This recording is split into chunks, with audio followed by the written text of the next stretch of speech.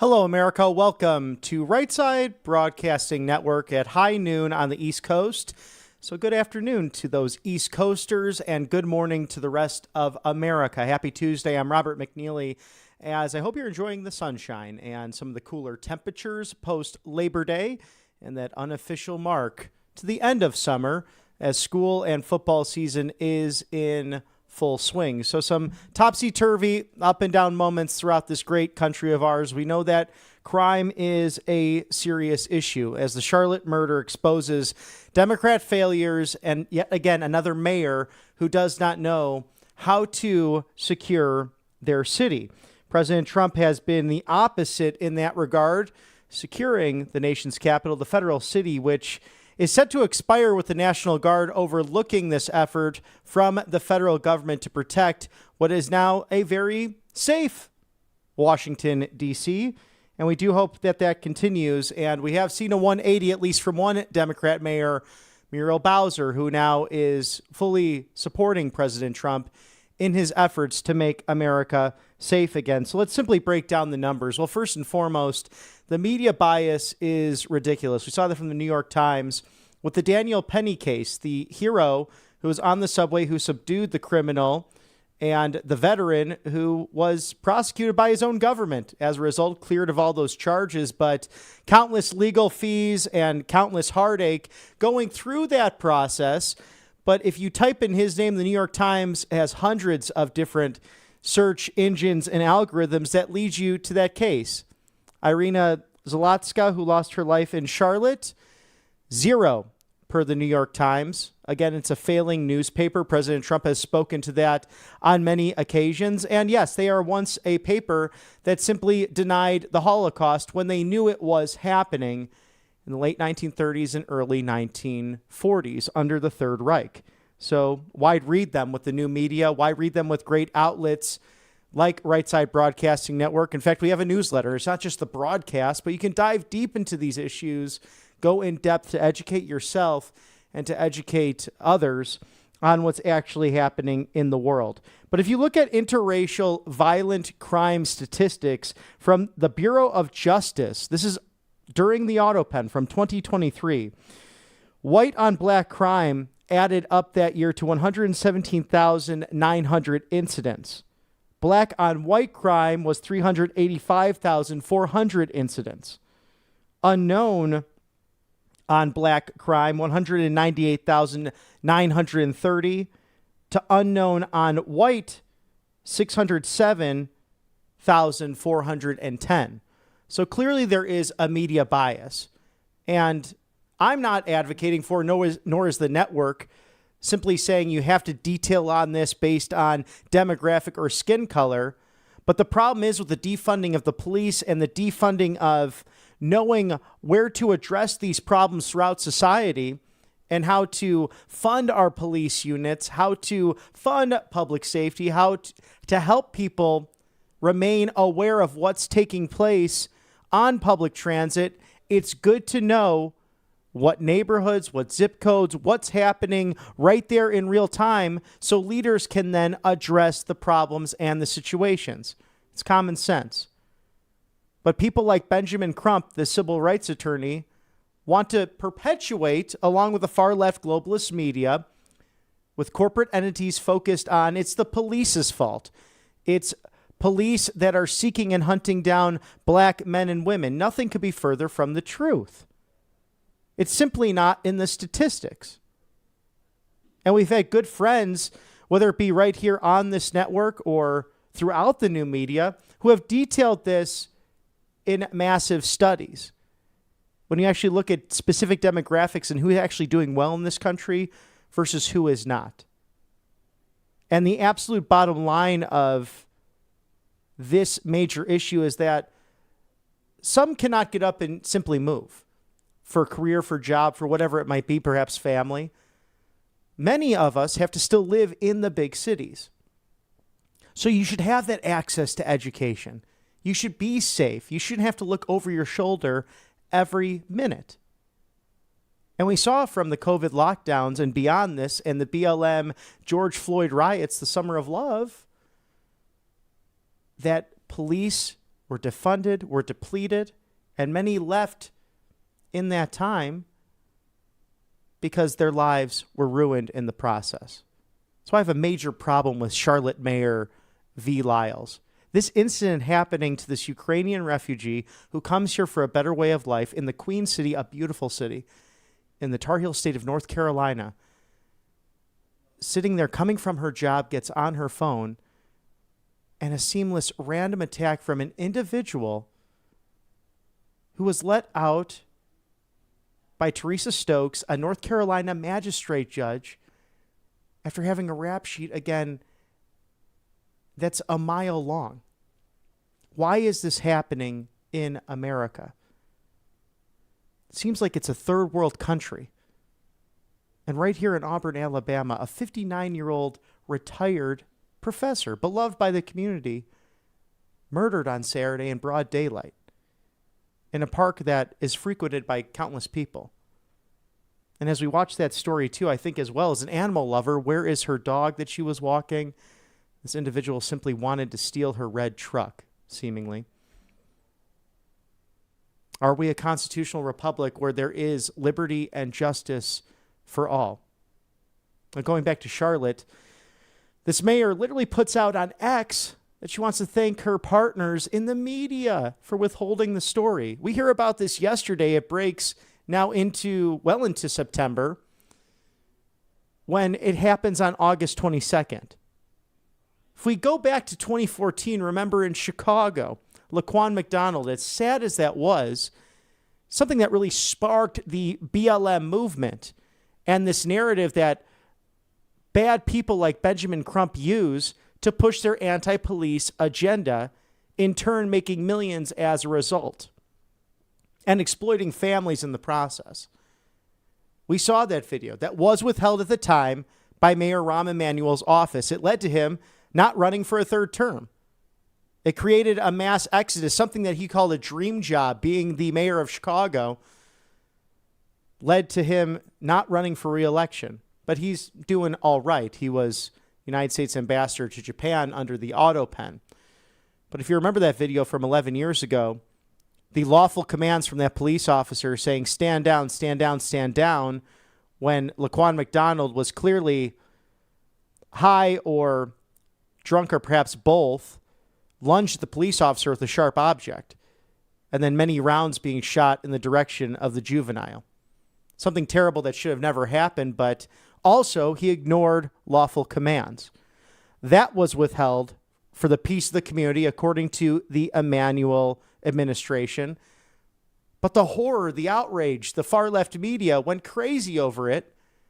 And now Axios, claiming that this is just a MAGA story in regards to Miss Irina Zarutska, who, again, came to this country for a better way of life, leaving a war-torn region of Ukraine.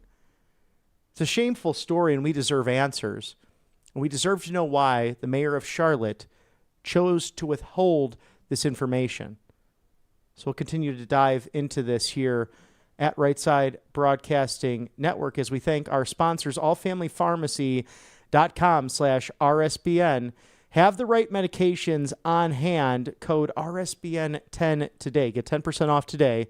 Scan that QR code now. It's ivermectin, antibiotics, antivirals, antibacterials, because in flu season, the best way to protect yourself is with this great online pharmacy, taking a shot back peacefully and patriotically at the PBMs and the insurers that also own the pharmaceutical companies or in cahoots with them and might not release these great life-saving medications at your pharmacy just down the street from you. It's maintenance medications. It's biohacking products. There's great weight loss prescriptions as well, and that's all you need. It's no red tape. It's no bureaucracy.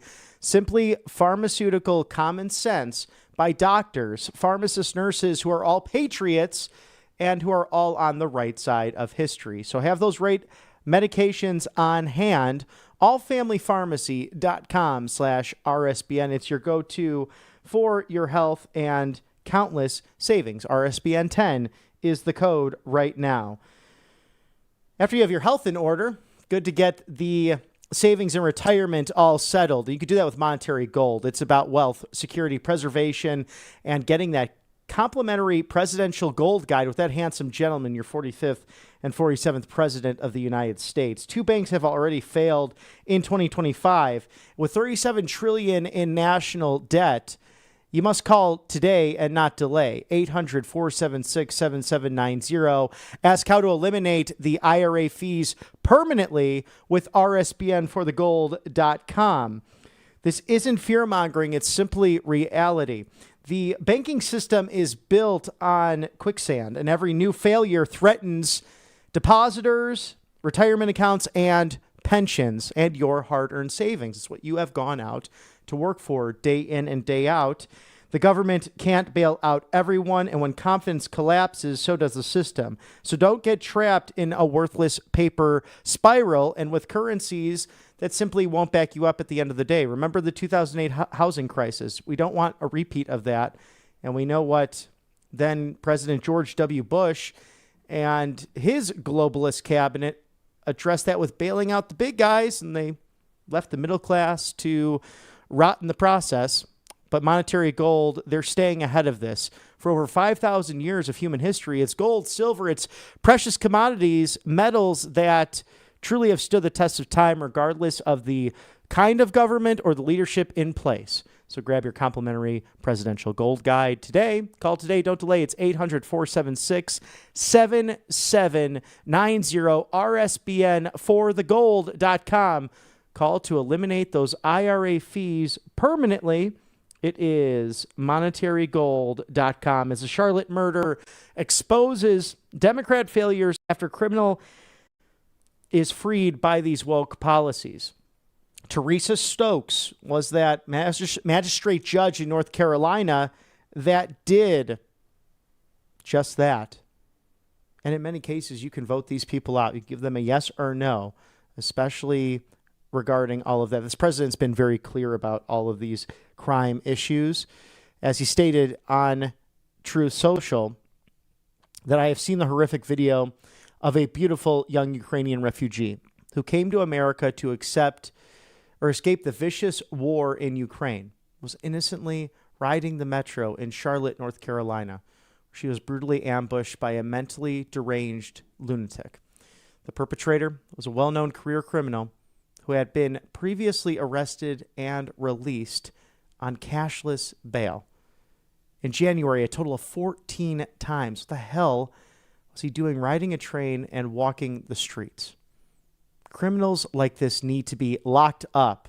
The blood of this innocent woman can literally be seen dripping from the killer's knife. And now her blood is on the hands of Democrats who refuse to put bad people in jail, including the former disgraceful governor and wannabe Senator Roy Cooper. North Carolina and every state needs law and order, and only Republicans will deliver that. This horrible tragedy, it really is horrible, just as President Trump has said. Vote for Michael Whatley for the United States Senate. He won't let you happen, or he won't let you down. Let this situation happen again. It's President Trump on Truth Social. And it's really the pain of those parents that they literally lose a loved one at the dinner table. They won't be there for Thanksgiving. They won't be there for Christmas. And God willing, many of you good viewers here are Bible-believing Christians, and we believe that there is an afterlife, that this is simply not the end, that we're on pilgrimage to do mission, to do God's will as best we can. But it's that longing of the heart. It's those parents who go without these children. And sadly, people sometimes forget about them or don't necessarily want to pay attention to it until it happens to them. And this is showcased by clip number 5, Mr. Producer, the Washington, D.C. crime that has seen interns brutally executed, beat up, harassed on the streets, to those murdered, and those young black youth especially, whose names are ignored simply by the far-left globalist media. But we cover it here on Right Side Broadcasting Network to bring awareness and to shed light on the darkness and to join in prayer for those who have lost their loved ones. Again, clip number 5. You know, they got this old slogan out. They say, if you want to get away with murder, kill them in D.C. That's a slogan. That's the street slogan.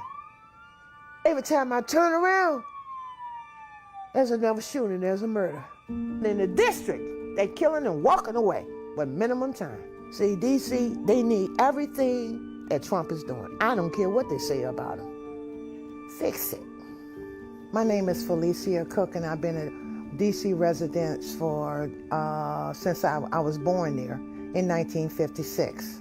On April the 23rd, that's when Marty went missing. I went downstairs, and he wasn't there. I said, well, I'm gonna call his job and see if he's been to work, because I know how excited he was about the job. And the people said at work that he hadn't been to work. When I hung up the phone, it's kind of like I knew something was wrong. Meantime, my daughter coming up here every Friday, and she going through everything he had downstairs. And she found out his last conversation was with some girl he had met on Plenty of Fish.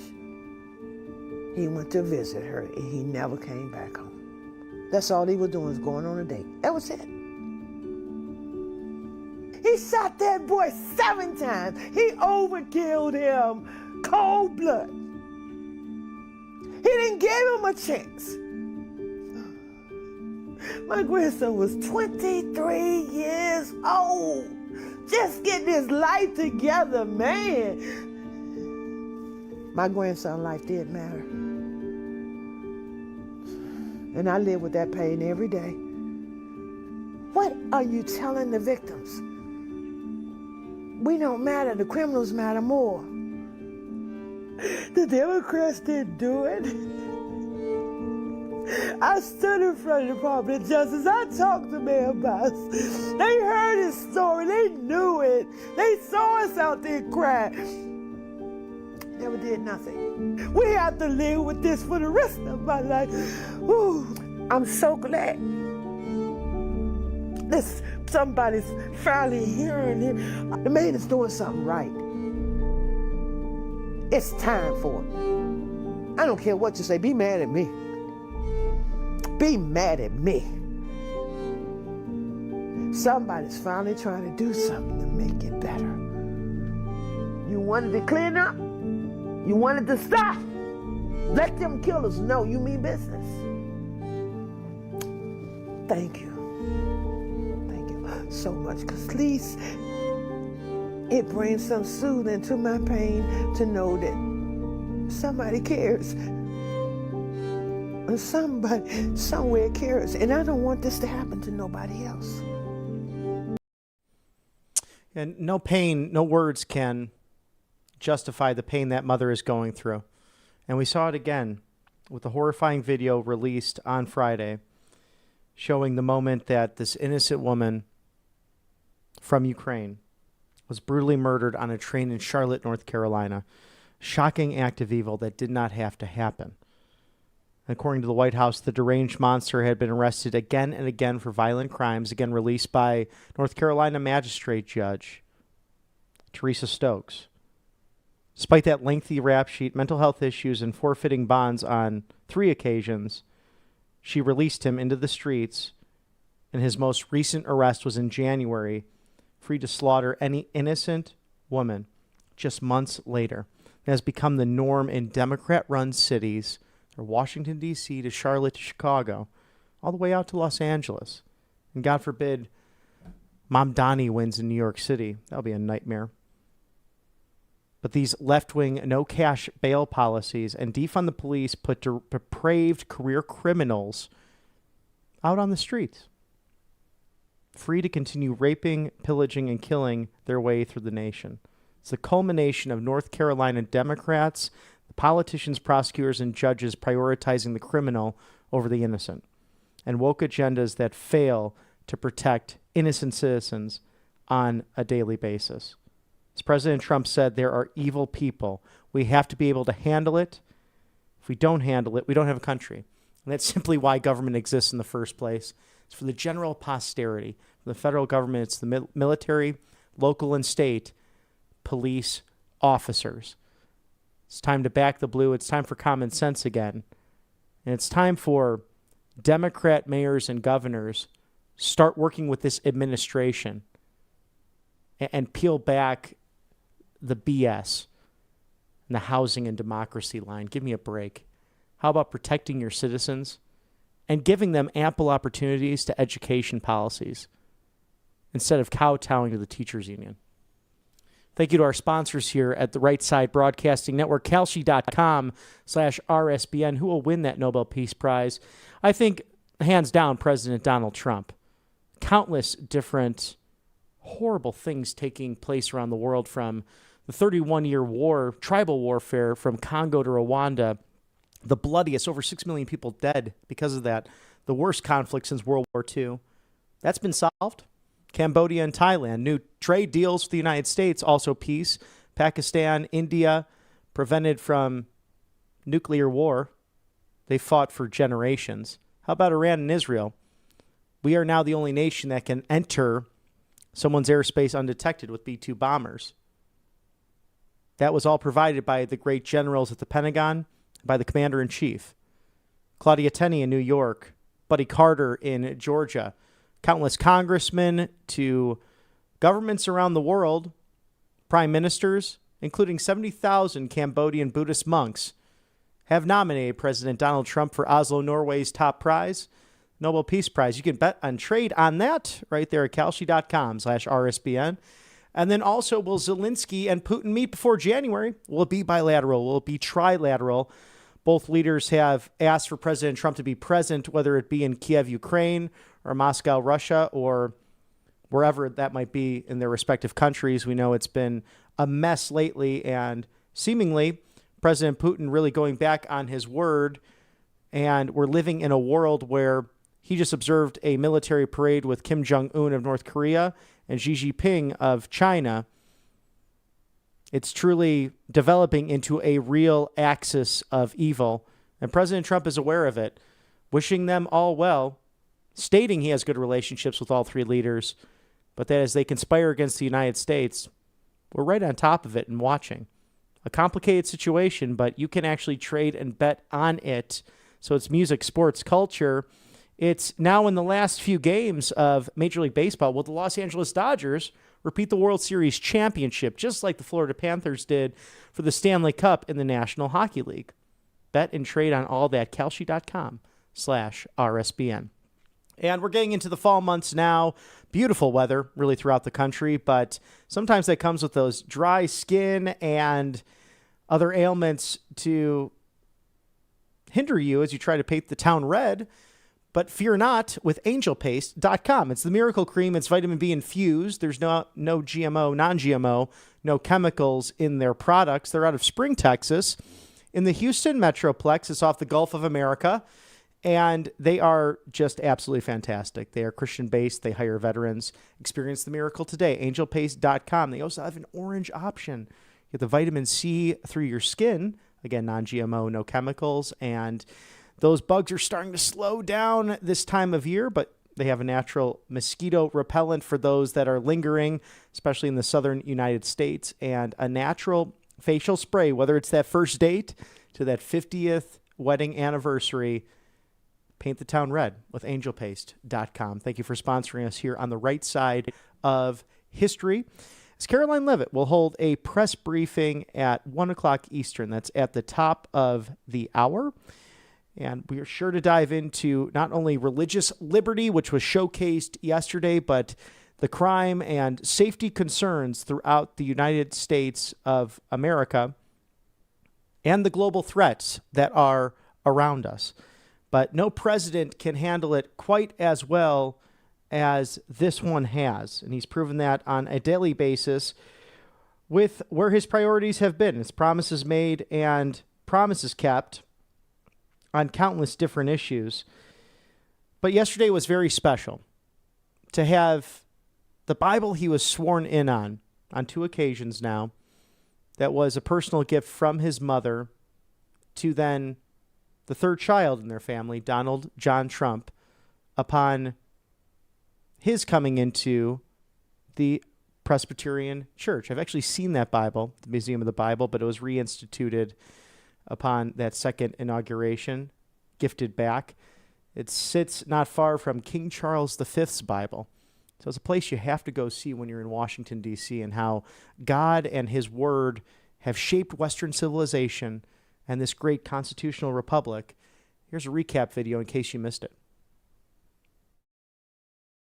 Thank you to all of the faith leaders, pastors, and patriots who have come to the Museum of the Bible for this historic meeting of the Presidential Commission on Religious Liberty. Under the Trump administration, we're defending our rights and restoring our identity as a nation under God. We will protect the Judeo-Christian principles of our founding. I am delighted to announce that just moments ago, I have personally delivered the Trump Family Bible given to me by my mother. It was used in both my inaugurations and will now be displayed right in the heart of our nation's capital. And it's an honor. For most of our country's history, the Bible was found in every classroom in the nation. Yet in many schools today, students are instead indoctrinated with anti-religious propaganda, and some are even punished for their religious beliefs. I'm pleased to announce this morning that the Department of Education will soon issue new guidance protecting the right to prayer in our public schools. And I created the first ever Department of Justice task force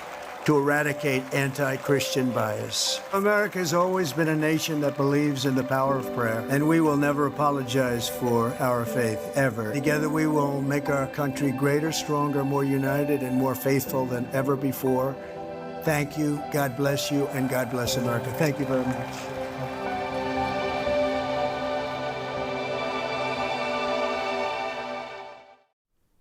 Prayer will sustain us in these difficult times, and this president clearly has been anointed and assigned for such a time as this. And HUD Secretary Scott Turner beautifully celebrating that yesterday, with a commission of Catholics and Orthodox Protestants, Jewish believers, and those of the Islamic faith all coming together in that common heritage of the monotheistic recognition of this great country. I also love Eric Metaxas diving into a wonderful pastor who has really detailed with friends of our show how the left has got its dirty claws into the church in America. And it's true, church, open your eyes in this moment that the far left tries to take over every aspect of the society. And we're fighting back in a grand way, peacefully and patriotically. But healthy to recognize that this narrative that, oh, all these people were deists. Oh, they didn't want religious liberty. Nothing could be further from the truth. Senator Tim Kaine of Virginia boasting falsely that our rights come from government, not from God. And then thank God for Senator Ted Cruz of the great state of Texas walking into that hearing saying, I can't believe what I just heard. No, if you look back to Thomas Jefferson's writings, the Declaration of Independence and the Virginia religious statutes, the composers literally of religious liberty and the separation of church and state, they did not want a state-run church in essence. They recognized that freedom came from God on high and that free will was part of all that. A liberal idea at the time. But was it not a common sense approach? And then, of course, you have to look at the English language, even dating back 250 years. Yes, Thomas Jefferson was a deist. Did he question the divinity of Christ? Yes, that was the case.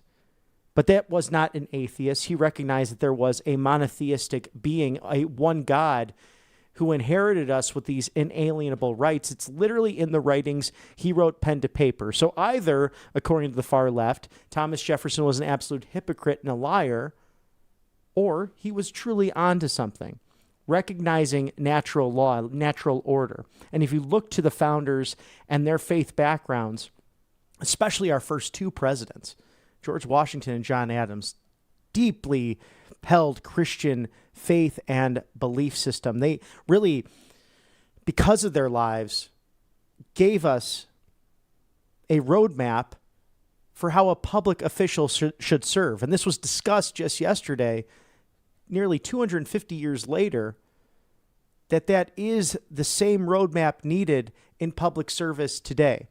The only way a constitutional republic like ours survives is a God-fearing people. because the legalism that this comes from in English common law is all rooted in biblical truth and natural order. And if you disagree, feel free to opine. Feedback at rsbn.tv as we await Karoline Leavitt to hold a press briefing roughly 30 minutes from now at the top of the hour. So stick with us here at Right Side Broadcasting Network as we're breaking down the news and plenty to talk about on this gorgeous Tuesday, September 9th. It's beautiful in the Federal City. It is a gorgeous day as well right here in the loveliest village on the plains, our home studios here in Auburn, Alabama. You've heard us talk about Cove Pure before, and for good reason. This great sponsor here at the network, covepure.com/RSBN, wants you to drink pure, live pure, and have good quality H2O, because we believe that clean drinking water is one of the best investments you can make for you and your family's health. All health starts in the gut, and a lot of it is what you consume. Now, much of that stuff gets flushed down the toilet, and water treatment plants are horrible at filtering out the leftover pharmaceuticals, the antidepressants, the hormone disruptors, including birth control. That doesn't fully get absorbed into the body at times, and we flush out toxins that then there gets recycled into the water treatment facilities. So you need a reverse osmosis system. Now, luckily, Cove Pure is a lab certified to remove the 99.9% of impurities that can exist in the water. See how easy it is to use there with the lovely lady in the diagram for you. Look at how it sits right on top of the counter. Very easy to use. If you have a coffee maker, you can easily have something like a covepure.com/RSBN. Get $200 off. PFAS, agricultural runoff, and other chemicals, including fluoride, get into the water supply. That's why Utah and Florida, they have passed legislation to stop all of this. But the first thing you're going to notice is that Cove Pure is the taste. This clear water technology does get out 99.9% of the terrible things that can be in the water. So pure, clean, it's a great aftertaste. It's the way water should be. You'll actually want to drink more water. There's no plumbers, no drilling. It's an easy setup. And you can get it now at covepure.com/RSBN. $200 off this amazing system. You see how it works there. It's hot, cold, lukewarm, whatever temperature you want your water. Again, much like that coffee maker you might have right there in the kitchen, right on the counter, or even in the office den. So very easy to use. And I recommend it for every single household. We've seen things that happen in places like Flint, Michigan, and failures of the government. Do not fail your family. Make sure to start off the day by cleansing your body. I do the same thing with as much water as I can take in right when I wake up. covepure.com/RSBN. So a lot of topics to get to dive into, from religious liberty to safety in this nation to the kissing bug. Oh my goodness, we have another endemic on our hands. And for all those who were complaining to Secretary Kennedy last week, why, again, don't they want to close the borders? Thankfully, we have President Trump, as he stated back on March 5th to a joint session of Congress, we did not need further legislation. We simply needed a new president. But Drianna Sixto of Turning Point Action helps dive into all of what we have to talk about. We're going to play the first half of that interview from earlier today, as we're living in this time right now, September 9th, in the good old US of A. So here are some of Drianna's thoughts on this Tuesday. Always a pleasure to have Drianna Sixto from Turning Point Action. She's the spokesperson, and a lot of news over the course of the last 24 hours, even from the past weekend, Drianna. We have that terrible murder in North Carolina, dating back to August 22nd. Irina Zarutka, she fled the Ukraine and fled all of that violence for hope in America, the dream of countless refugees and immigrants. Did it legally, did it the right way. And then, unbeknownst to her, a maniac literally stabs her from behind, a cowardly act. What are your thoughts on this? And can women really be safe out in public? I mean, my goodness, some of us have to use public transportation, and you see something like this just happening. It's absolutely horrendous. Yeah, I think that the only advice I could give give women is to have your head on a swivel. Be completely aware of your surroundings. In this case, even the Second Amendment wouldn't have helped her, which is truly sad, right? Because it was completely unprovoked from behind. In a case like this, the only thing you could suggest is try to sit in a corner of a bus or someplace where people don't have access to you. But this shouldn't be the case in the first world country that we live in. It shouldn't be the case that women should be fearing for their lives just by taking public transit. And there's a lot of culpability to go around, right? I think the judges that set this monster free again and again and again are to blame for this incident. I think that the mainstream media on the left is partly to blame for this as well, because I think that this was race motivated. I think that this was a most race motivated hate crime personally. And I think that hate has been driven by the left-wing media, an anti-white agenda. And as a Latina living in this country, it truly surprises me that mainstream media is allowed to propagate kind of a race war just for views, just for likes, and it ends up in blood loss and bloodshed. So there's blame to go every which way. The only thing I can say is, women and everybody for that matter should absolutely be aware of their surroundings, because the government, especially in liberal cities, is not there to help you or to save you. You can only depend on yourself. So hopefully this brings more awareness to people. It definitely has sparked outrage online, as it absolutely should. But hopefully this will bring some kind of policy change so that these incidents happen a lot less. And Teresa Stokes, to your point, the North Carolina magistrate judge who freed this individual with quite a rap sheet. But I'm in agreement with our great millennial vice president, J.D. Vance, who said as much of a fan as he is of Ronald Reagan and that administration, that was a massive mistake in the 80s to get rid of these insane asylums, because it leads to the question of red flag laws to, now do we ban knives? Do we ban kitchen households as a result? It's really the person, is it not necessarily the tool and the weapon that's used to carry out the crime.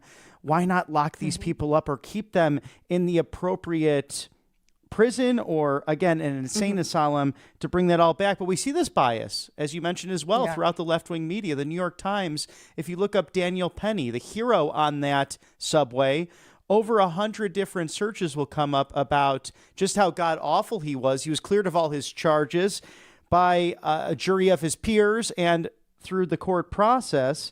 But then you look up Irina Zarutka's name, and you really can't find that with the New York Times. No, absolutely not. And you're right. There is bias on the media. And I think the reason for it, and the reason, you just mentioned that we don't have these people in insane asylums, is because the Democrats would probably lose a percentage of their voting base.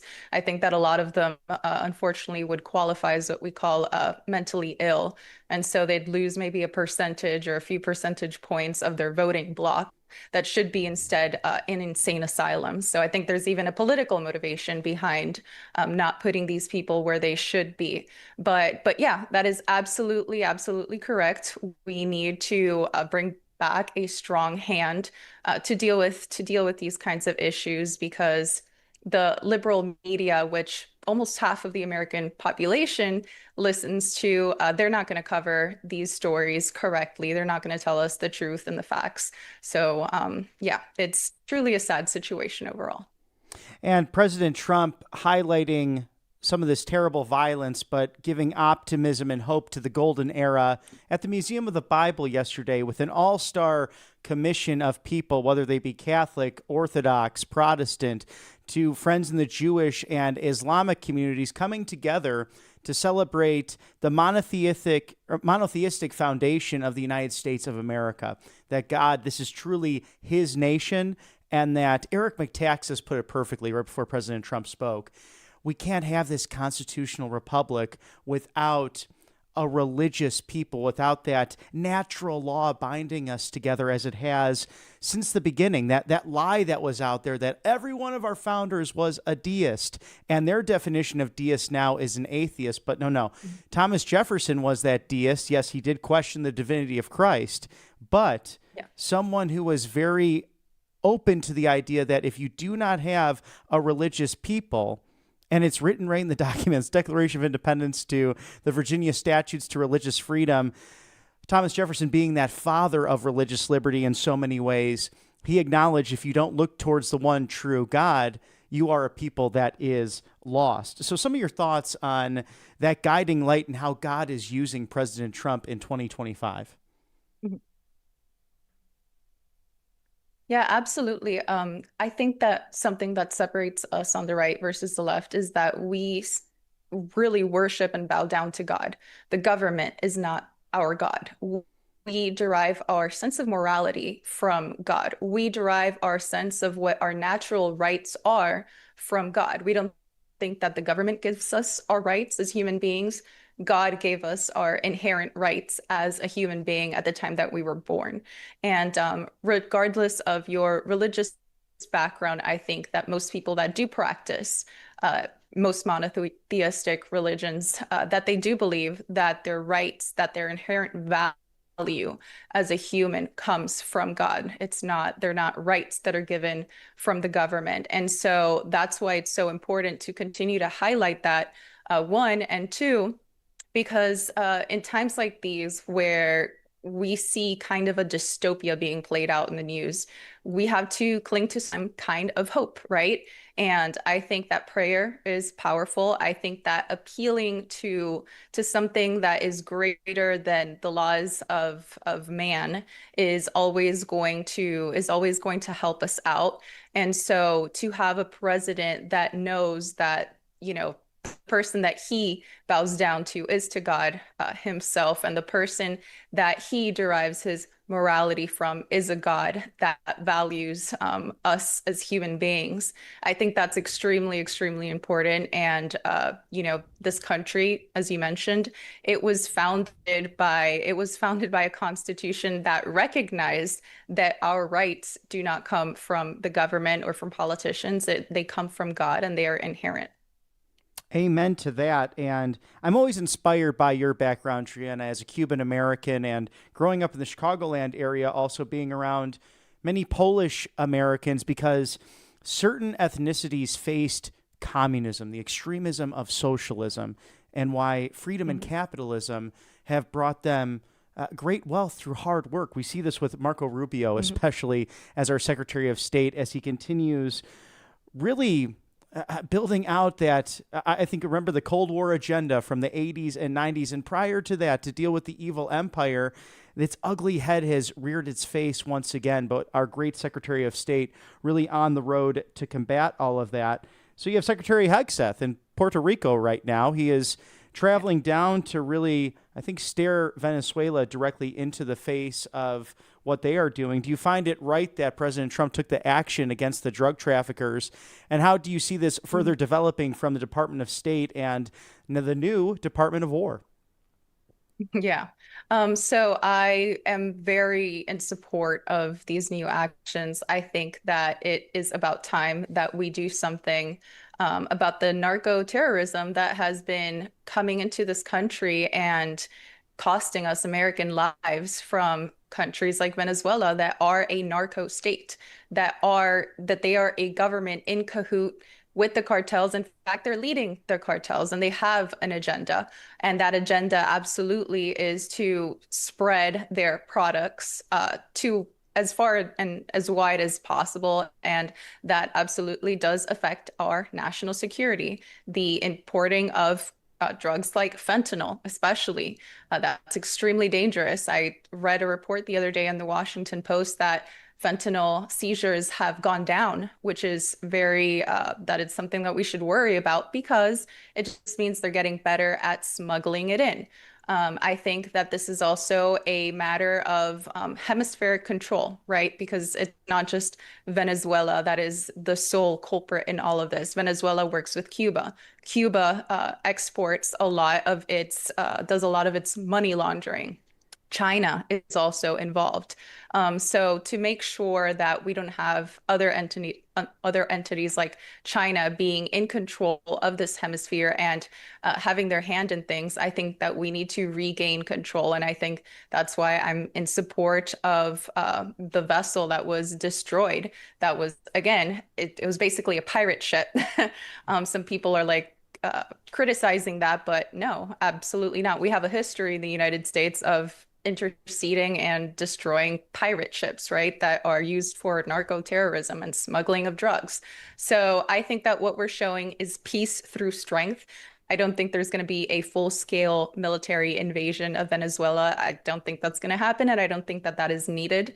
I think a regime change is going to happen before that, and there are pieces in play that are ready for that to happen. There is an opposition party with Maria Corina Machado ready to take the reins over. There is a duly elected group of people that obviously had the election stolen not too long ago, but there is a duly elected group of people that are ready to take the reins back and regain control of this narco state. You want that medical freedom and the freedom to choose your treatment, but your doctor is not prescribing that, or maybe it's the pharmacy down the street that does not have the availability.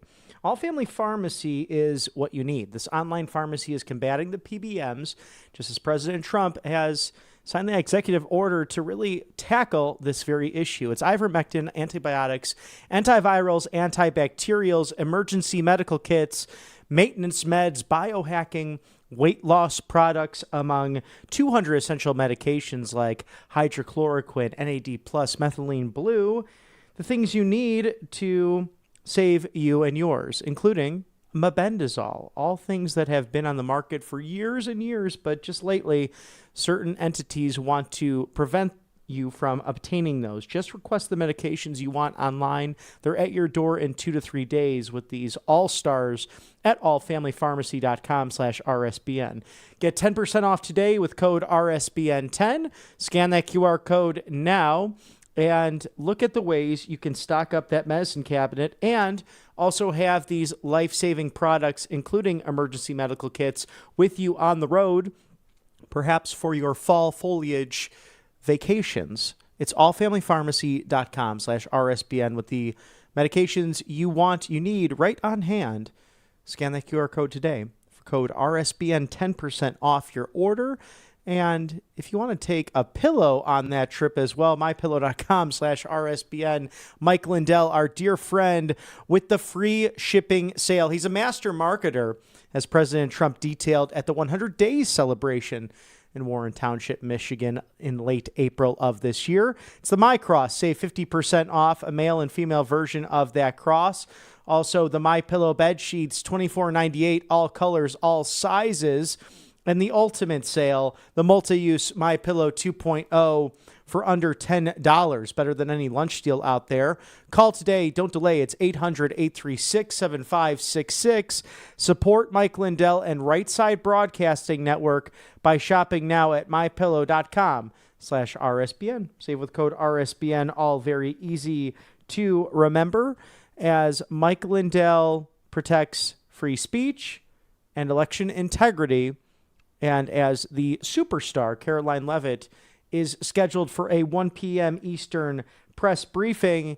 President Trump is very focused on protecting prayer in schools. From clip number 7 just yesterday, highlighting this at the Museum of the Bible and this initiative in the Faith Office on this Religious Liberty Commission to make prayer public and celebrated once again in America. For most of our country's history, the Bible was found in every classroom in the nation.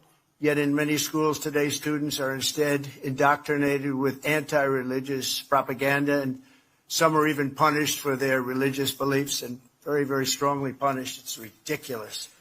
Joining us this morning is Hannah Allen from Honey Grove, Texas. A few years ago, Hannah organized a group of her classmates to pray for an injured peer. The school principal declared that Hannah's generous act of love was prohibited from taking place in front of the other students. To support students like Hannah, I'm pleased to announce this morning that the Department of Education will soon issue new guidance protecting the right to prayer in our public schools, and it's total protection.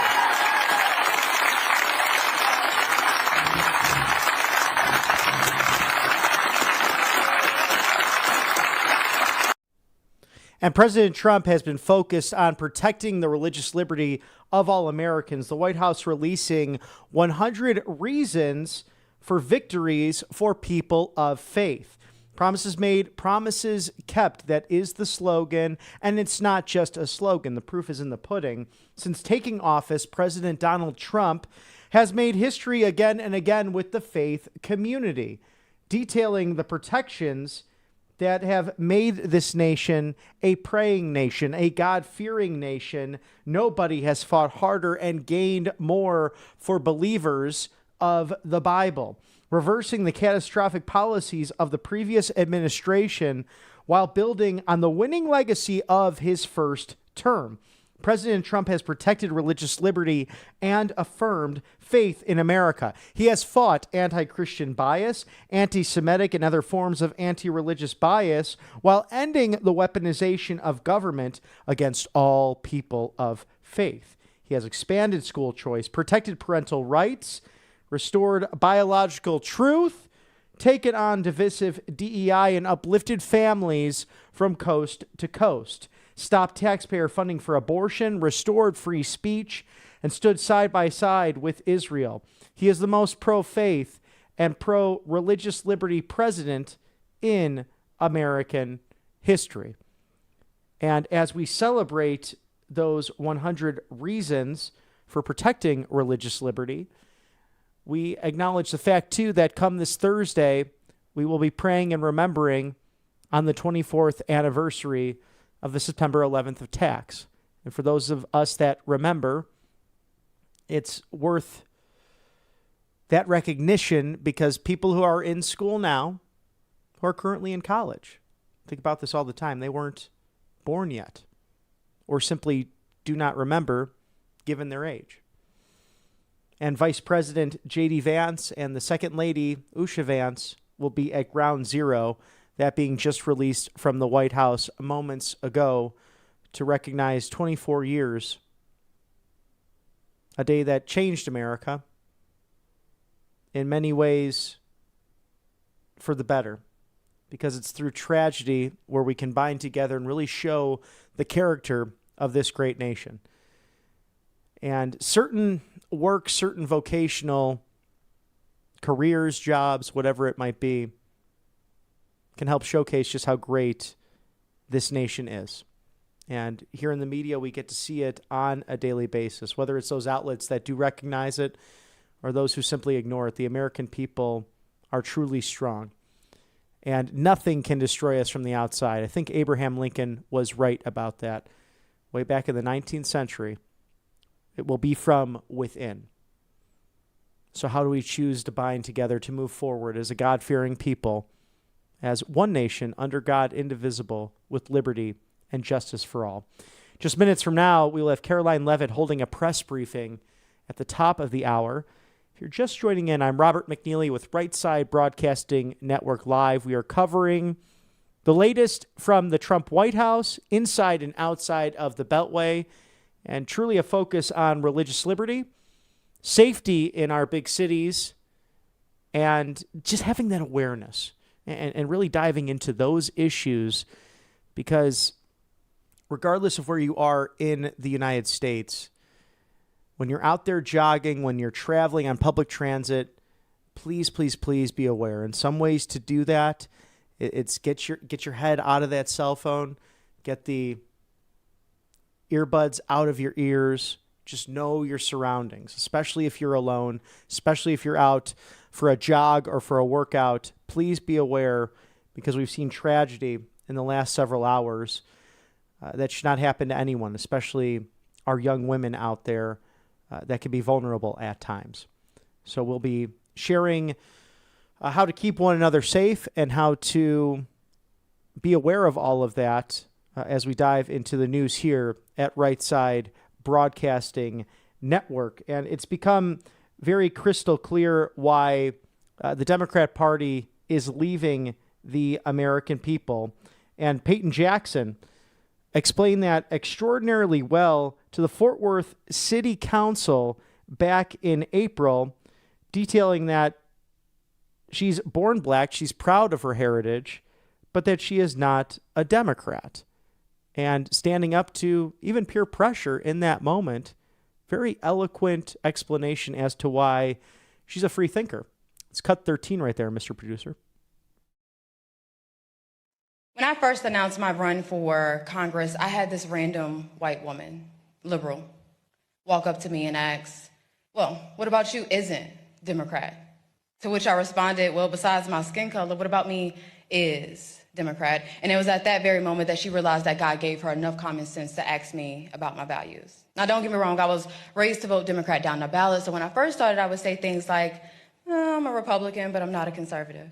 But now I know all too well I am a full-fledged, hardcore conservative, and I'm proud of it. I mean, my favorite saying is I was born black, not Democrat. But in all seriousness, whenever I began to think for myself politically, the choice was easy. I mean, why would I want to belong to a party whose mission is to infringe on the Second Amendment as if a criminal would ever participate in something like a mandatory buyback? Why would I want to belong to and endorse a godless party? Because there is no such thing, and I mean no such thing as a trans child. We have confused children and sick enabling adults. Why would I want to belong to a party that takes pride in shedding innocent blood? Number one, as if that's not what God hates. Number two, as if there's not a black market for baby organs. And number three, as if abortion clinics didn't start in the hood. Because if you think Trump is bad, you should research exactly who Margaret Sanger was. But speaking of the black community, why would I want to belong to a party who's responsible for the foundation of the Triple K? But it's not just that. Supposedly in the 1900s, the party switched, right? But what never changed, what I noticed never changed, is Democrats' love for immigration and how they have always prioritized that over the black community. I mean, imagine every single Democrat leader helping you joke about what a black job is in 2024, exposing your ignorance on 1924 and how imperative the Immigration Act of that year was, how it was all reversed in 1965 with the Hart-Celler Act, how Congress refuses the advice of the Rockefeller Commission and the Hesburgh Commission, and how to this day they refuse to adopt the Barbara Jordan Blueprint, validating every single thing that Dr. Claude Anderson spoke of generally, but specifically what Mrs. King spoke of in 1991 with her letter to Congress. Now, look, I'm not saying that the Republican Party is perfect.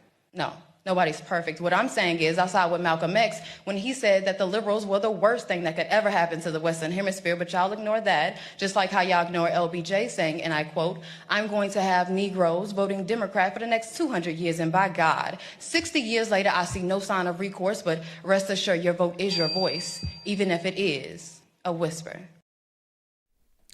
Always appreciate people like Peyton who speak truth to power, who have researched and are willing to stick their neck out for the truth, regardless of background and regardless of political ramifications. And we've seen that bravery, thanks be to God, and thanks be to strong leaders like President Trump. It's inspired countless others to run for office and to ultimately make America great again.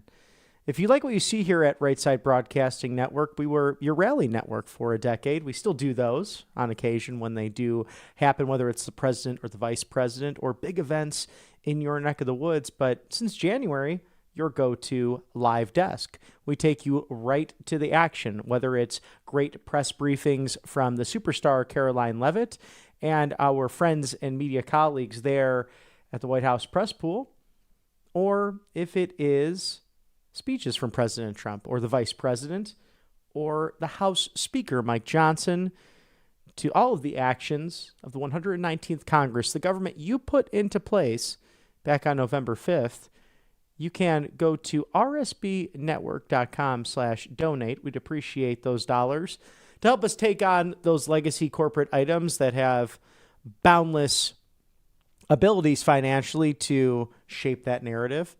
We simply bring it to you on the correct side of history and trust that you can make that decision for yourselves.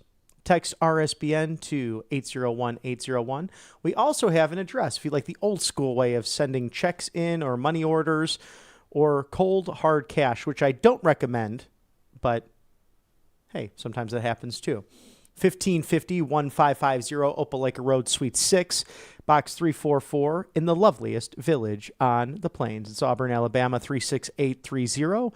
1550 Opelika Road, Suite 6, Box 344, Auburn, Alabama, 36830. Thank you for supporting us on the right side of history. And for all America First updates, you can go to rsbnetwork.com/newsletter because we have some great writers here at the network as well, in addition to the broadcast. So definitely dive into the important issues and a Sunday devotional that I like to read before heading out to church. That's all there at rsbnetwork.com/newsletter for all America First updates. Also, thank you to Tax Network USA. Settle those back taxes today. Protect yourself from the IRS. Call today. Don't delay. It's 800-357-1415. Protect yourself from the IRS. Settle your back taxes now. tnusa.com/RSBN. Whether it's those pesky taxes from April 15th or whether you just started a business and things are unorganized, be not afraid. This great organization, many of them have worked for the IRS, simply want to help you with the process. tnusa.com/RSBN, 800-357-1415. It's Tax Network USA. Thank you to the Patriot advisors and accountants who know a thing or two about this process. Protect yourself from the IRS and settle those back taxes now. So give them a call before, during, or after Karoline's press briefing, which is scheduled for moments from now. You see our colleagues there filling up the James S. Brady briefing room and preparing for what should be an important topic, because we saw that Chicago crime over the weekend. Cut 16, Mr. Producer. 6 people murdered in Chicago this weekend. 12 others shot and in serious condition. And this would mean that approximately 50 people were killed and hundreds were shot, many expected to die. Governor Pritzker just stated that he doesn't want federal government help. Why? What is wrong with this guy? And the 5% in the polls mayor. I want to help the people of Chicago, not hurt them. Only criminals will be hurt. We can move fast and stop this madness. And the city and the state have not been able to do the job. People of Illinois should band together and demand protection. It's only going to get worse, and act now before it's too late. Thank you for your attention to this matter, President DJT. And we know that when he signs that is him putting out that truth directly. And it's such a sad condition. It's such a beautiful time of year weather-wise for Chicagoland as well. And with the nice temperatures, you have seen historically an uptick in crime. But we know that Operation Midway Blitz is underway. So we have that situation where ICE is in the city of Chicago and throughout the Midwest. Perhaps this is a precursor to the National Guard coming in. This is a topic I actually discussed with family over the weekend.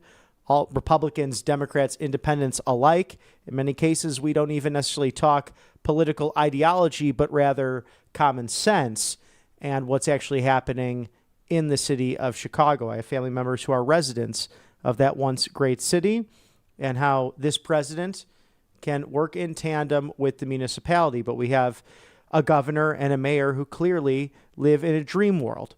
And that's how you look at these lenses through an editorial perspective, whether it is opinion or whether it is simply reporting and anchoring on the news of the day.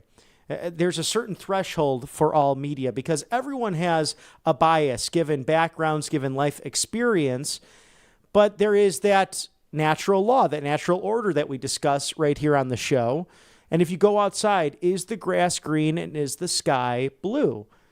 Is it sunny outside? Is there rainfall happening? All these basic questions that people of goodwill should be able to agree upon. Simple, natural truths.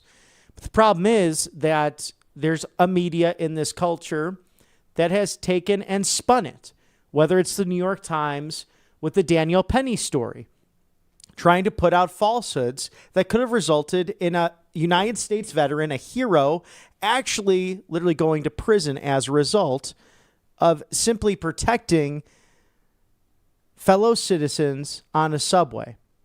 Yet you cannot find the North Carolina story based on the same failing newspaper when you Google that story.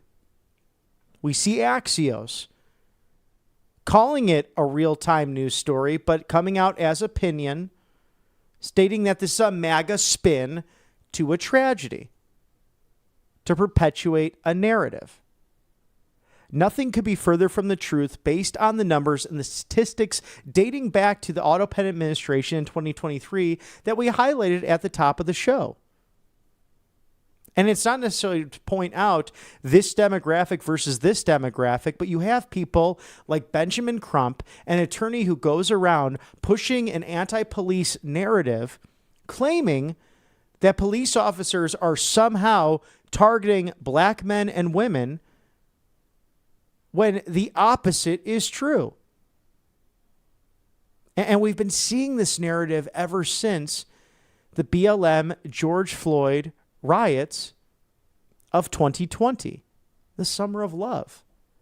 And people who chose to lock down churchgoers and gym memberships and people who relied on those school-ready and taxpayer-funded lunches, like in the city of Chicago, while in turn going to their southern Wisconsin horse farm so that their kids can participate in those horse races. That's why people like Don Jr. write books through Winning Publishing called Liberal Privilege, because it's rules by me, not for thee, simply so they can do as they wish, but then you have to live under their tyranny.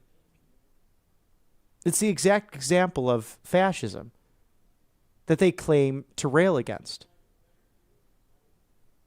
So they either live in an alternative universe because they simply can't understand, or there's an agenda involved in all of it.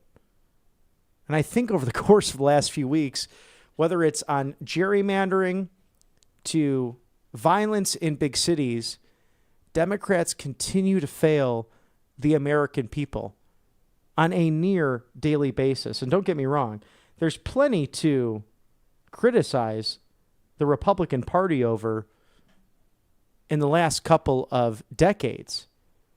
But the best thing and remedy for the Republican Party was the Make America Great Again movement.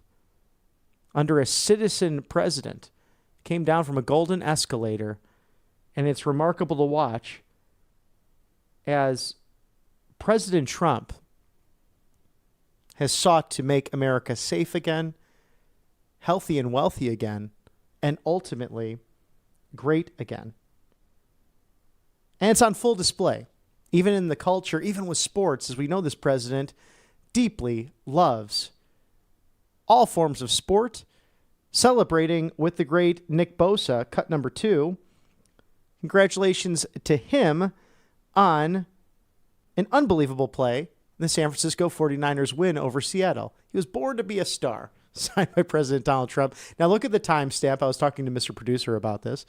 September 8th at 7:23. So you know he was catching all those highlights just last night, as Sunday was a star-studded event throughout America, from the opening weekend of football in the National Football League to Miss America.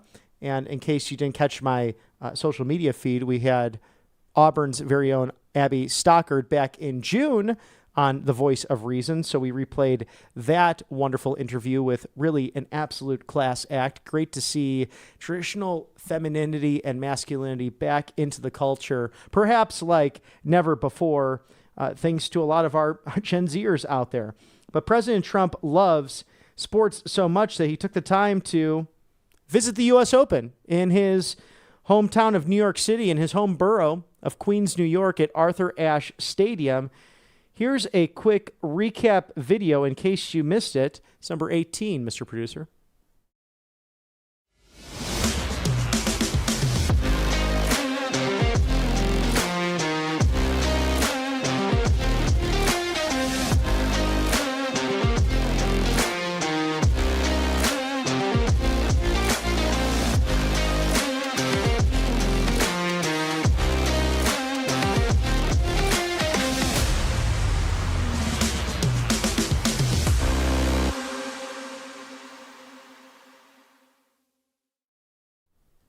And congratulations to Carlos Alcaraz winning that men's single championship, and Arina Sabalenka on the women's singles. It's a great event to go to. I had the privilege of going 20 years ago, and a wonderful time to celebrate in the Big Apple, and a star-studded event for sure. So be sure to catch some tennis if you can. It's a wonderful sport that you can play your whole life, actually, because it is something that attracted me years ago. I remember my middle school principal telling me, Bobby, it's good that you're playing golf and tennis.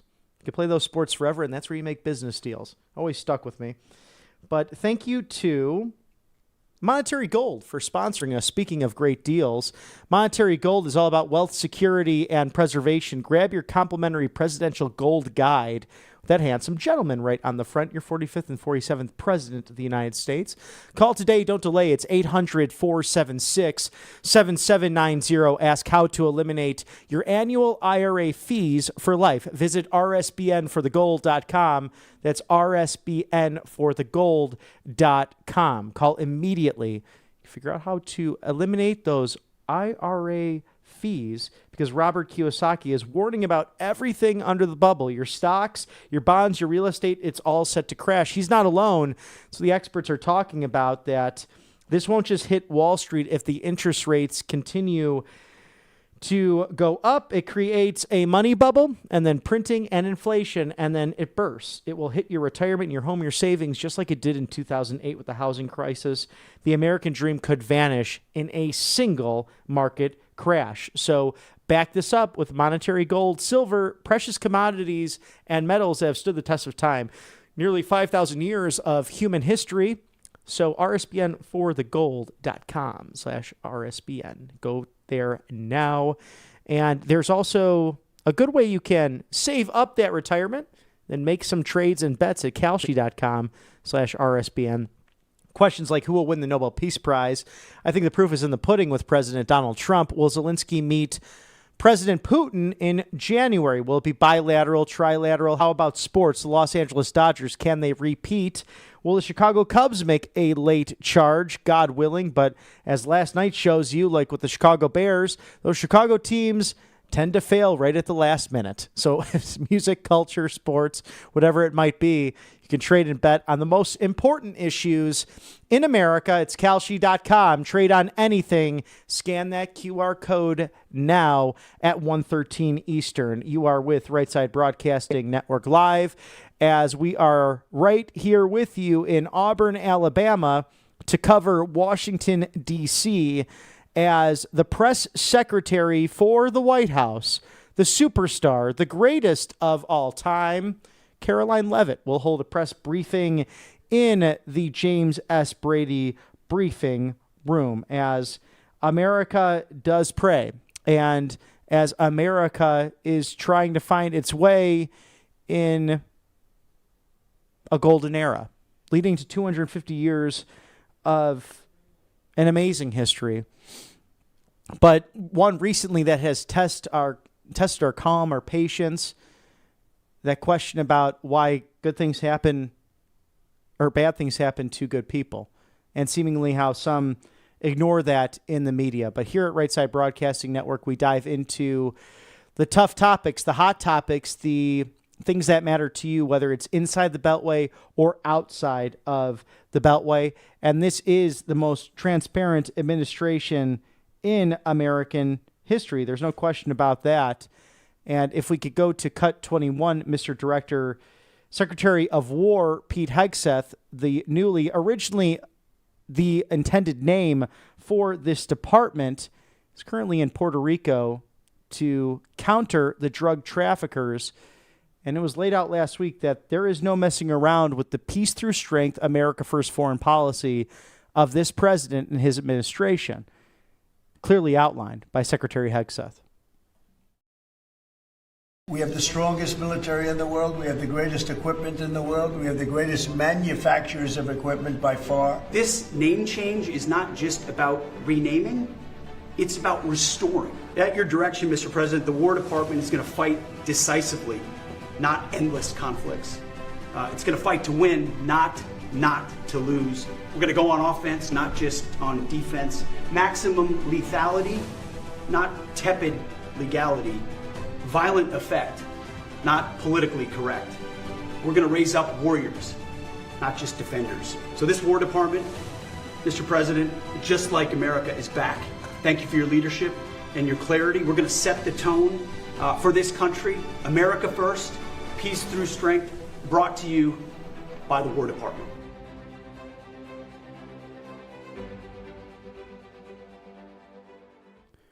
So we've just been notified that we will see Karoline Leavitt holding a press briefing very soon here.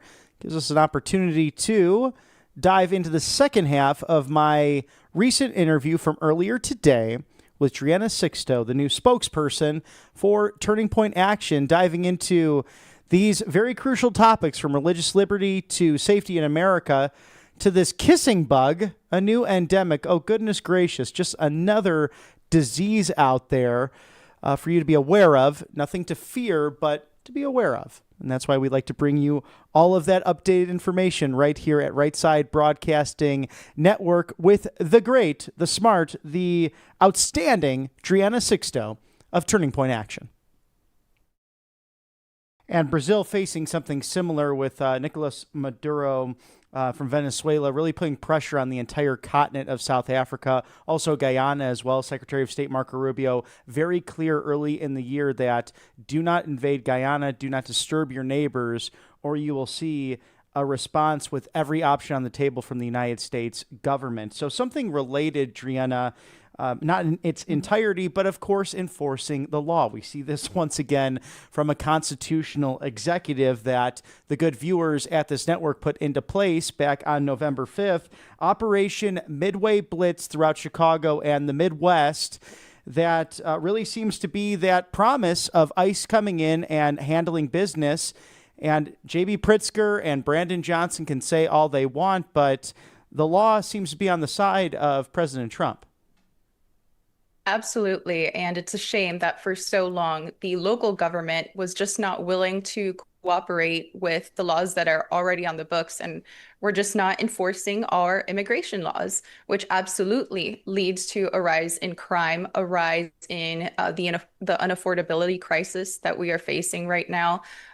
There's taxpayer dollars that are being used and wasted to, fund, unfortunately, the illegal immigration that is encouraged in sanctuary cities like Chicago.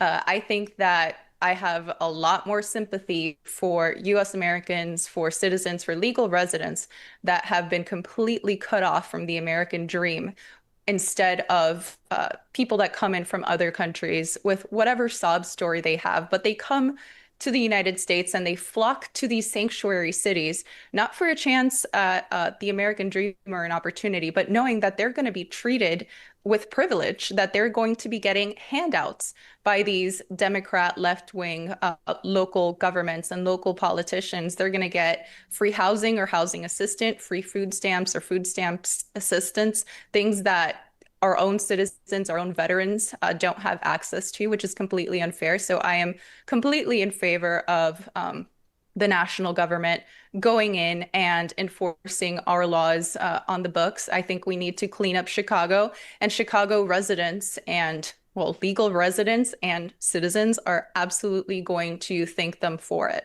just like the DC residents have over the last few weeks of the cleanup that has happened there too. And 6 dead and over 50 shot over the weekend, so a duplication of what took place over Labor Day weekend. But the left-wing media will not call that a mass shooting for one reason or the other. And only a few there have really said all those names. And I wish someone like Benjamin Crump would come in and actually just be fair about it, because granted, he's made a lot of money being a civil rights attorney, but only seems to be in certain cases involving the police rather than looking at the broad picture. And I'm glad that this president brings some common sense to this. Now, the DC crime bill, how do you think that will be affected as that gets legislated, discussed in the halls of Congress?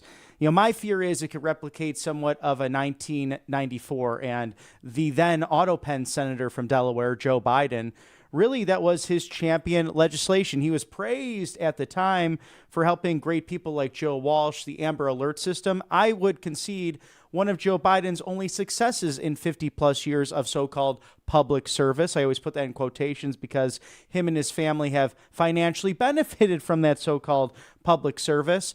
But it's these red flag laws and other gun grabs that I do fear in this process. Do you think ultimately, because Republicans are running the federal city, that this will be a more common sense approach based on what took place with home rule in Washington, D.C. as that expires come tomorrow? Or do you think this will be an opportunity for the far left to go after law-abiding citizens? I think down the line, absolutely, they may do that. But for right now, like you mentioned, there is a Republican legislature and there are people dying on the streets. There are people being robbed, raped. We hear atrocities out of DC, and for the first time in many years, just over these few weeks, those residents are seeing a lot more peace. They are having a lot less incidents. And so I think it's necessary, absolutely, in a way. I think that we just should pass national legislation that protects our Second Amendment rights. These are constitutional rights. And I think down the line, I mean, this is just the first term of President Trump, but I think in the years to come, I think our rights to self-defense are not up for grabs, and they should not be decided upon by local legislators. It shouldn't be a left-right issue. These are constitutional rights that we have. And again, back to what I mentioned before, our rights to self-defense, which come from God, right? And I think that we can avoid these future red flag laws by passing some kind of national law, some kind of national amendment, or going to a Supreme Court case that absolutely bars any kind of red flag law down the line or any restriction on our Second Amendment rights. So maybe a combination of those two things would work out. Yes, common sense, because our foundational principles and the Bill of Rights, a great guideline. It's perhaps a study guide, a cheat sheet for those. I love those books, Such and Such Topic for Dummies. Maybe the Constitution for Dummies should be the next edition of that. And Drianna, as an expert really in Hispanic and Latino affairs, what are the communities saying, especially in Southeast Florida, when it comes to this enforcement of the law? Because we saw that the Texas border, those constituents were traditionally Democrat, but it really swung right in the last couple of elections. Do you see that trend continuing when it comes to law and order? Absolutely. I mean, since 1988, Miami-Dade County has not voted Republican in a presidential election, and that was not the case last year in November. Donald Trump won overwhelmingly. And as you know, South Florida, Miami-Dade County, and the city of Miami are pretty much the representation of the Latino American hub here in the US. And so Latinos naturally are conservative leaning. They have socially conservative values. I think that they are finally waking up to a lot of the liberal propaganda that has been spoon-fed to them for many years. I think that assimilation is a huge reason for that, because Hispanics that don't speak the language, unfortunately, are very limited when it comes to where they get their news from, Univision, Telemundo. And we know exactly where they lean politically. I think alternative news sources, like the channel I work for, Claro y Directo America, which is a right-wing national news channel on YouTube, that one is also responsible for people being able to get the truth, right? The news without the propaganda, the leftist propaganda. And I think due to that, absolutely more Latinos are coming to the right, are voting Republican.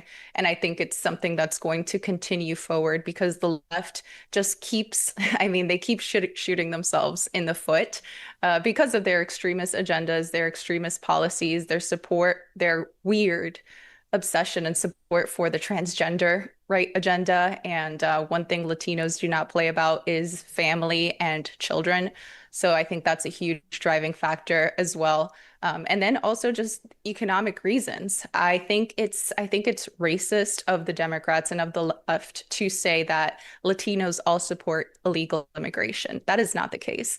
Legal Americans, legal Latino Americans who had to do things the right way know the sacrifice it takes to come to this country and come here legally. And they absolutely are upset about people who cut in line. And they do not support an open border policy just because somebody else speaks the same language. How racist and how illogical can you be, right? So I think this trend is going to continue. I think we have a lot of great Latino American leaders that are rising up from our ranks, from the Republican ranks going forward. And so they're going to have even more representation in the future, more voices speaking out for what they actually believe in, and they'll continue to vote Republican. Democrats thrive off of that class warfare, and Republicans believe in the individual. There's plenty of criticism to go around with professional politicians, but that just remains to be a fact in 2025, dating back all the way to 1828 when the Democrat Party came to being. But for a lighter note, which might actually be somewhat of a concern if you're in these 8 states, but reports of this kissing bug endemic, because they're two are not related. The Gen Zers are staying away from marriage, allegedly, in a new report based on financial career and prosperity. But this kissing bug is an actual bug, apparently. This is something that really kind of creeped me out reading about it. Yeah, I had to look it up as well. What the kissing bug disease is, it's called the Chenga virus. And it made me, well, doing my research on this made me put on my tinfoil hat because reading about it, it said that, it was a parasite, that it's a parasite that causes this, that the symptoms are pretty much the symptoms of a flu, right? So most people wouldn't know that they had this parasite, and that the long-term effects are congestive heart failures and heart problems and even death because of that. And so, again, these are just my personal views with my little tinfoil hat on. I think it's extremely convenient to have an endemic of a kissing bug virus that has symptoms that are like the flu, that then have heart failures down the line many years from now. That's the description if you Google it. And I think that, this might be tied to long-term effects of the jab, right? Which we couldn't talk about back in the day. We couldn't even mention that the two things were correlated. We were conspiracy theorists for saying those things. And so I'm saying it now, because apparently the difference between talking like a conspiracy theorist and the truth are just a couple of months, right? A couple of months or a couple of years. So I think that that's why this endemic is happening. Regardless, wear natural bug spray, guys, and try to avoid the kissing virus this summer. Sounds like a plan, and I've known you for years, Drianna. I've always admired your beautiful brain and those so-called conspiracy theories that actually become true. It's funny how that works. But I mean, I'm just amazed by it too. You have people that, again, let's play devil's advocate. Let's say Bobby Kennedy, the worst HHS secretary America could ever have. Why are the same questions not posed to a certain Dr. Anthony Fauci And why don't we use certain natural remedies? Because all these mandates, and you live in the free state of Florida. I was just in a Walgreens in Chicagoland over the weekend. Guess the shirts they were wearing. Come get your free inoculation of various different things to so-called solve the problem. But I thought, wow, yeah, these mandates are really stopping people from getting those free shots. Interesting. Yeah, well, I'm very thankful to live in the free state of Florida, where we just announced that we're ending all vaccine mandates, including those for children. For many years, there has been a mandate to allow kids to go to schools, and I think that we absolutely should have control of our bodies and what we put in it. And I think Florida is leading the charge when it comes to true freedom of choice. And so, yeah, I think that we should, with that freedom, then comes responsibility, right? It's on us to do our research on what works, what doesn't work, what are natural remedies, what are ways to strengthen our own immune systems against viruses and live a healthy life. The government can't do that for us. They won't do that for us. In fact, unfortunately, there's many government entities that are working towards the exact opposite. And so it's our responsibility to keep ourselves safe and healthy. That's it. Drianna Sixto, Turning Point Action's spokesperson. Thanks for all the common sense today and for your hard-hitting analysis. We'll see you again soon on the live desk here at Right Side Broadcasting Network. Thank you so much. Fantastic. We appreciate it so much. Cool. No, thank you for having me. There was one part there, by the way, where you were cutting off, where I heard you very like grainy. And so I don't Thanks for my tardiness today. Thanks for being here. Another packed room. It's good to see. We'll begin with a scheduling update today. President Trump will commemorate the 24th anniversary of 9/11 on Thursday with a visit to the Pentagon Memorial in the morning, followed by an appearance at the New York Yankees game at Yankee Stadium in the Bronx on Thursday evening. Next week, as you all know, the President and the First Lady will depart for their historic state visit to the United Kingdom on Tuesday, and they return to Washington on Thursday. Today, I would like to address the tragedy that has not received nearly enough media attention, the brutal murder of Irina Zarutska. Here are the facts that many outlets have shamefully and intentionally failed to report until President Trump drew attention to it. On August 22nd, Irina on the rail system in Charlotte, North Carolina, by a savage career criminal. This is a public transportation system that many in the area use every single day to go to school and work. Irina was on the train that night traveling home from her job at a pizzeria, still in uniform from her shift. This beautiful, innocent 23-year-old young woman was a Ukrainian refugee who had recently fled her country for a chance at a safer life and a promising new beginning here in the United States of America. But tragically, a public transportation system in a major American city was more dangerous than the active war zone that she left. The President and the entire White House are praying for her family and friends during this unimaginably difficult time. But while we extend our thoughts and prayers, we must also seek justice for this crime and call attention to this heinous incident. Surveillance video of the killing was finally released to the public this past Friday. It shows the alleged killer, DeCarlos Brown Jr., pull out a knife, get up from his seat behind Irina, and prepare to thrust a blade into her neck before the released footage gets cut. This is pure evil on full display. The most enraging and unacceptable part of this story is that her death was entirely preventable. DeCarlos Brown never should have been on that train that night. In fact, he should have been behind bars. DeCarlos Brown has been charged with crimes no fewer than 14 times, dating back to 2011, including for armed robbery, felony larceny, breaking and entering, and shoplifting. Brown had previously served 5 years in prison for a robbery with a deadly weapon charge, and he had also forfeited bonds 3 different times, twice in 2014 and once in 2023. Despite all of this past documented criminal history, when Brown was arrested yet again in January of this past year, a Democratic judge who I will add was a strong supporter of former Vice President Kamala Harris, released this insane criminal once again without requiring him to pay any bail. He simply had to sign a written promise to return for his court hearing. Think about how crazy it is to ask a career criminal, someone who by definition repeatedly breaks the law, to just sign a written promise and come back again another day. This is madness. This monster should have been locked up, and Arena should still be alive. But Democrat politicians, liberal judges, and weak prosecutors would rather virtue signal than lock up criminals and protect their communities. And perhaps most shamefully of all, the majority of the media, many outlets in this room, decided that her murder was not worth reporting on originally because it does not fit a preferred narrative. Many of the journalists in this room spilled plenty of ink trying to smear Daniel Penny for defending a subway car from a deranged lunatic in New York City, but none of those same reporters lift a finger to write stories about an actual murderer.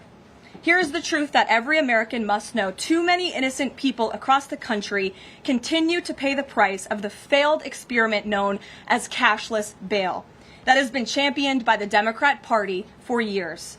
All the way back in 2020, North Carolina's then Democrat Governor Roy Cooper established a so-called task force for racial equity in criminal justice. Sounds nice, but it's not.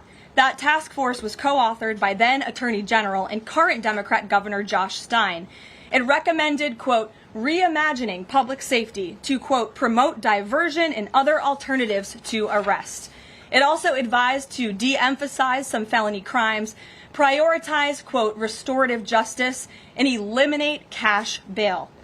Democrats in North Carolina and nationwide are consumed with pushing a woke, soft-on-crime agenda, no matter how many innocent Americans suffer as a result. Instead of aggressively prosecuting and locking up violent criminals, the Democrat-backed cashless bail approach lets these criminals roam free in our country to offend again and again. These reckless policies have turned too many of American cities into hunting grounds for career criminals who mock our justice system, drain law enforcement resources, and wreak havoc on law-abiding citizens. Enough is enough, and that is why President Trump is doing everything in his power by taking action to undo these absurd policies. The president recently signed a powerful executive order directing the AG to submit a list of states and local jurisdictions with cashless bail policies so that the Trump administration may identify federal funds that are being provided to these states and can potentially be suspended or terminated. President Trump firmly believes that to maintain order in public safety, incarcerate individuals whose pending criminal charges or criminal history demonstrate a clear ongoing risk to civil society. This is a common sense and sensible approach that the vast majority of Americans agree with, and it's time for the Democrat Party to get on board with what is right. When these criminals are caught, they must be prosecuted to the fullest extent of the law and be sent to prison, where they can no longer terrorize our streets. This is the mandate the American people delivered to President Trump, and it's a mandate he intends to fulfill. Staying on the topic of public safety, new preliminary data released today by Customs and Border Protection in August shows that President Trump has delivered the most secure border in American history. For the fourth straight month, 0 illegal aliens were released into the United States by CBP. Nationwide encounters are down 93%, below the peak of the Biden administration. Border Patrol apprehensions on the southwest border in the entire month of August were less than what was apprehended in 4 days in August 2024 under the Biden administration. President Trump has ended disastrous Biden illegal alien invasion, and he sealed our border in record time, keeping this central promise he made to the American public. With that, I will take your questions. Here in our new media seat today, we have Michael Schellenberger, who is the founder of Public News with nearly 2 million readers and subscribers. Michael, thank you for being here today. Thank you. And why don't you kick us off? Sure. Thank you for making space for new media. Nice to meet all of you. It's great to be here. I want to see if you could give some insight into whether the president is considering additional measures against Europe and Brazil, not just for censorship, but also for preventing political candidates from actually competing in elections. We've now seen in Romania, France, and now Germany with Joachim Paul, efforts to basically just prevent candidates from being able to compete in elections. The president has shown some concern around President Bolsonaro, who's being prevented from running. All of this is coming in the context of increased censorship of online platforms, of American platforms, and efforts to censor Americans. I'm personally being investigated under criminal investigation with my Brazilian colleagues for publishing the Twitter Files Brazil. We're very grateful that the President has imposed Magnitsky sanctions on the judge. Is the President considering additional actions, given that it appears that they're going to end up with a conviction against President Bolsonaro, preventing him from running? Is he considering doing anything about this crackdown in Europe? I mean, it's shocking to see Joachim Paul, the criminal indictment against him, cites him, quote, saying that he loves the Lord of the Rings as reason why he's an extremist and shouldn't be able to run. So I just wonder if you could speak to that. And again, I'm grateful to be here. Nice to meet you all. And I'm grateful for what the Trump administration has done to push for free speech abroad. Well, thanks for being here, Michael. We appreciate it. Freedom of speech is arguably the most important issue of our time. It is enshrined in our Constitution, and the President believes in it strongly. He himself faced censorship in his road back to this beautiful Oval Office here in Washington, D.C., so he takes this very seriously, as does, I know, the Vice President of the United States and the entire Trump administration, which is why we have taken significant action with regards to Brazil in the form of both sanctions and also leveraging the use of tariffs to ensure that countries around the world are not punishing their citizens in this way. And at the same time, the President is, while he's leveraging the United States to safeguard our interests abroad, he's also making sure that freedom of speech remains here in the United States of America. So I don't have any additional actions to preview for you today, but I can tell you this is a priority for the administration, and the President is unafraid to use the economic might, the military might of the United States of America to protect free speech around the world. Quick follow-up to that? Sure. Quick follow-up, which is just, there was a Reuters story saying that the Trump administration was looking at this Europe-U.S. trade deal as one of the sticking points, this issue of the censorship, not just of U.S. platforms, of Americans. Do you have any updates on how those trade talks are going? And I also wonder if the President is concerned about NATO membership. NATO membership requires that you be a democracy and you have free speech. Is it possible that some of these actions that we've seen in Romania, France, and Germany would disqualify those countries from being in NATO after this? I have not heard the President discuss NATO membership in regards to this issue in particular, but I have heard him discuss the issue of free speech and the importance of free speech with foreign leaders around the world, including the Prime Minister of the United States. We were in Scotland. The President brought this up and how important it is for the Prime Minister to protect free speech in the UK and in various conversations with other world leaders. So he brings it up, and I think the entire world knows that this is a priority for the President of the United States. Gabe. Thank you, Caroline. Regarding the Israeli strike in Doha, how much time or how much of a heads up did the U.S. get, and does the President support the strike? Sure. Well, I have a statement to read for all of you with respect to the Israeli strike in Doha, and here it is. This morning, the Trump administration was notified by the United States military that as Israel was attacking Hamas, which very unfortunately was located in a section of Doha, the capital of Qatar. Unilaterally bombing inside Qatar, a sovereign nation and close ally of the United States that is working very hard and bravely taking risks with us to broker peace, does not advance Israel or America's goals. However, eliminating Hamas, who have profited off the misery of those in Gaza, is a worthy goal. President Trump immediately directed Special Envoy Witkoff to inform the Qataris of the impending attack, which he did. The President views Qatar as a strong ally and friend of the United States and feels very badly about the location of this attack. President Trump wants all of the hostages in Gaza and the bodies of the dead released, and this war to end now. President Trump also spoke to Prime Minister Netanyahu after the attack. The Prime Minister told President Trump that he wants to make peace, and quickly. President Trump believes this unfortunate incident could serve as an opportunity for peace. The President also spoke to the Emir and Prime Minister of Qatar and thanked them for their support and friendship to our country. He assured them that such a thing will not happen again on their soil. And to be clear, the President disagrees with the location of the strike, and that he passed that along to Prime Minister Netanyahu.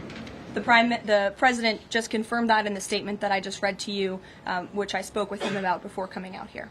Jackie. Thank you, Caroline. So is the President upset with Netanyahu now?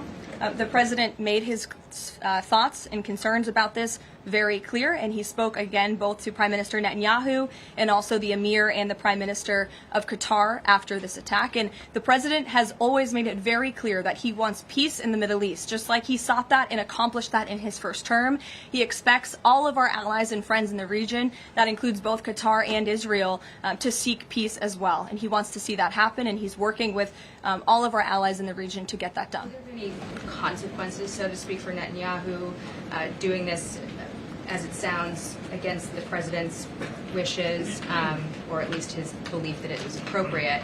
Is there going to be any directive from the president to Netanyahu in terms of what's allowed in the future? And also, is there any concern this could jeopardize the Abraham Accords? Look, that's a decision only the president can make. With respect to your first question, to answer your second question, as you heard from the president, he said he believes that this can serve as an opportunity for peace, and he's still actively and aggressively pursuing it with all of our allies and partners in the region. Jennifer. Just to follow up on that, Caroline, are you able to say how often the president spoke to the Prime Minister of Israel before this? Because that's one question. And then what did he mean on Sunday when he posted, "I've given my last warning to Hamas," etc.? He wasn't talking. No, he was not. As I told you, the Trump administration was notified by the United States military that Israel was attacking Hamas, and the president spoke to the prime minister after the attack, as well as, again, the emir and the prime minister of Qatar. And I know Secretary Rubio and Special Envoy Witkoff were present for that call with the Qataris as well. Reagan. Thanks, Caroline. I have two questions for you on crime crackdown. Sure. Democrats have tried to argue that red states have higher crime rates while overlooking problems of high crime in blue cities. I'm wondering if the president would consider working with red state governors to fix high crime in blue cities like in Memphis, Tennessee. So first of all, I want to get to the premise of your question, Reagan, which is being pushed by Democrats, that there is crime in red states. Of course, there is crime in all states, but the crime in these cities is all in cities that are run by Democrats. If you look at the list of the top 20 high crime cities in the United States, every single one, with the exception of one in Louisiana, is run by a Democrat. And these Democrats have supported the same policies that I spoke about at the beginning of this briefing, like cashless bail. If you look at a red state, Mississippi, but a Democrat-run city in that state, Jackson, in 2019, Jackson, Mississippi, eliminated cash bail for virtually all misdemeanor cases. And while Jackson is not formally a sanctuary city, the state of Mississippi formally banned sanctuary cities, and this city has acted as a de facto sanctuary city for criminals and illegal aliens since 2017. Same thing, Birmingham, Alabama, a Democrat-run city in a red state. In 2017, the Birmingham City Council unanimously passed a resolution, quote, committing to establish sanctuary policies. So if you actually look at the facts from these Democrat-run cities, these are cities that are run by Democrats and by by members of the Democrat Party. These are blue cities, and they have all supported these disastrous policies which allow repeated career criminals back onto the streets to further commit acts of violence. And so to answer your question, yes, the president wants to work with anyone across this country who wants to end these horrible policies and to bring law and order to our streets. And I think that is proven by his tremendous cooperation with the mayor of Washington, D.C. and our nation's capital. And just look at the results of that. And I do have some updates for you on the D.C. crime crackdown. There have been a total of 2,177 arrests made since the start of the operation on August 7th. Just last night, there were 57 arrests made in Washington, D.C. Of the 57 arrests, there were 14 illegal aliens who were arrested, many of whom had prior criminal histories. And other arrests just last night in our nation's capital, so you all can be very grateful for this. Our great men and women of law enforcement, both federal and local, working together as they should, made an arrest on a warrant for assault with the intent to kill. The subject shot 2 adult males after an altercation. They made an arrest on a warrant for an armed carjacking. The subject assaulted an adult male in the face with a firearm and then took his keys. We also made an arrest on a warrant for simple assault and the destruction of property and subsequently charged with second-degree theft. Last night in D.C., there was an arrest for possession of a controlled substance with second-degree theft. There was an arrest for possession of a controlled substance with the intent to distribute. that subject. The person is also a subject of interest in a homicide, in a carjacking. Last night in D.C., we also arrested a felon in possession of a firearm who was carrying that firearm without a license. So these are the career criminals. These are the bad guys that we are picking up in Washington, D.C. every day. The president would love to do this in every Democrat-run city across the country, and he hopes that more Democrats will call the White House to allow us to help them. One more that's D.C. specific. Congress is poised to not extend Trump's police. Mayor Bowser signed an executive order formalizing cooperation with federal forces. You just mentioned all the success that the operation has had. Does the White House believe that the Mayor Bowser's action is enough to continue the crime crackdown? We are very grateful for the mayor's cooperation in this effort, and we look forward to continuing to work with her and the Metropolitan Police Department. Bloomberg. Thanks, Caroline. The president says, you're planning to speak with Putin soon. Can we expect a phone call? I don't have any phone calls to read out between you, the president, and any other foreign leaders. Ed. Thanks, Carol. I want to ask about the benchmark revisions that came out. If you look at the revisions between March of 2024 and March of 2025, and you do a little math, it averages out to 73,000 jobs roughly per month added to the economy, less than what was thought. When can we expect the Trump administration, now that their policies are rolling out, for that increase, that average to increase? Well, let me just say something about the revisions that came out this morning. And this was one of the biggest revisions in absolute terms in decades. In the benchmark year, March 2024 to 2025, shows that the job growth was vastly weaker during the Biden administration than ever previously reported. Between this revision and last year's, job growth was actually overstated by approximately 2 million jobs. And the Biden administration stood up here and vouched for that data and told you that data was real. And when President Trump calls into question the veracity of that data, like he did before he took the oath of office and even now as President of the United States, he was ridiculed for that. And turns out this revision proves two things. Number one, the president was right. And this is why we need new leadership at the Fed. And this makes it very clear that President Trump inherited a much worse economy by the Biden administration than ever reported. And it also proves that the Federal Reserve is holding our monetary policy. Rates are too high. The Fed needs to cut the rates because of the mess that we inherited from the Biden administration. Time frame. The president has said a year. Secretary Bessent said maybe the fourth quarter. When can we expect these numbers to increase? Well, first, we need accurate numbers. We need truthful and honest data, which is why the president took the monumental step to try and appoint and confirm new leadership at the BLS so we can have data that we can actually rely on. And that's what the president is doing, and we hope that his nominee will soon be confirmed. Charlie. You addressed the crime of Irina Zarutska, and the president has done a lot to deliver justice for victims of crimes like that horrific stabbing. And the Epstein files are back in the news because a lot of Americans feel that that Jeffrey Epstein's victims never got justice. Does the president care about these victims? Do you think he can does he want to deliver more justice for them, and is he willing to meet with them? The president cares about victims of all crimes, and that's why Republicans in the Trump Department of Justice have done more in terms of transparency when it comes to the Epstein case than any administration. And why are the Democrats all of a sudden caring about this? It's because they are desperately trying to concoct a hoax to smear the President of the United States. We have seen this time and time again. Ro Khanna and all of these other Democrats, they could have cared about those victims 4 years ago. When Joe Biden was in office, they could have pushed for transparency then. Unfortunately, the Democrats are using victims as political pawns to try to smear and to push a hoax against the President of the United States.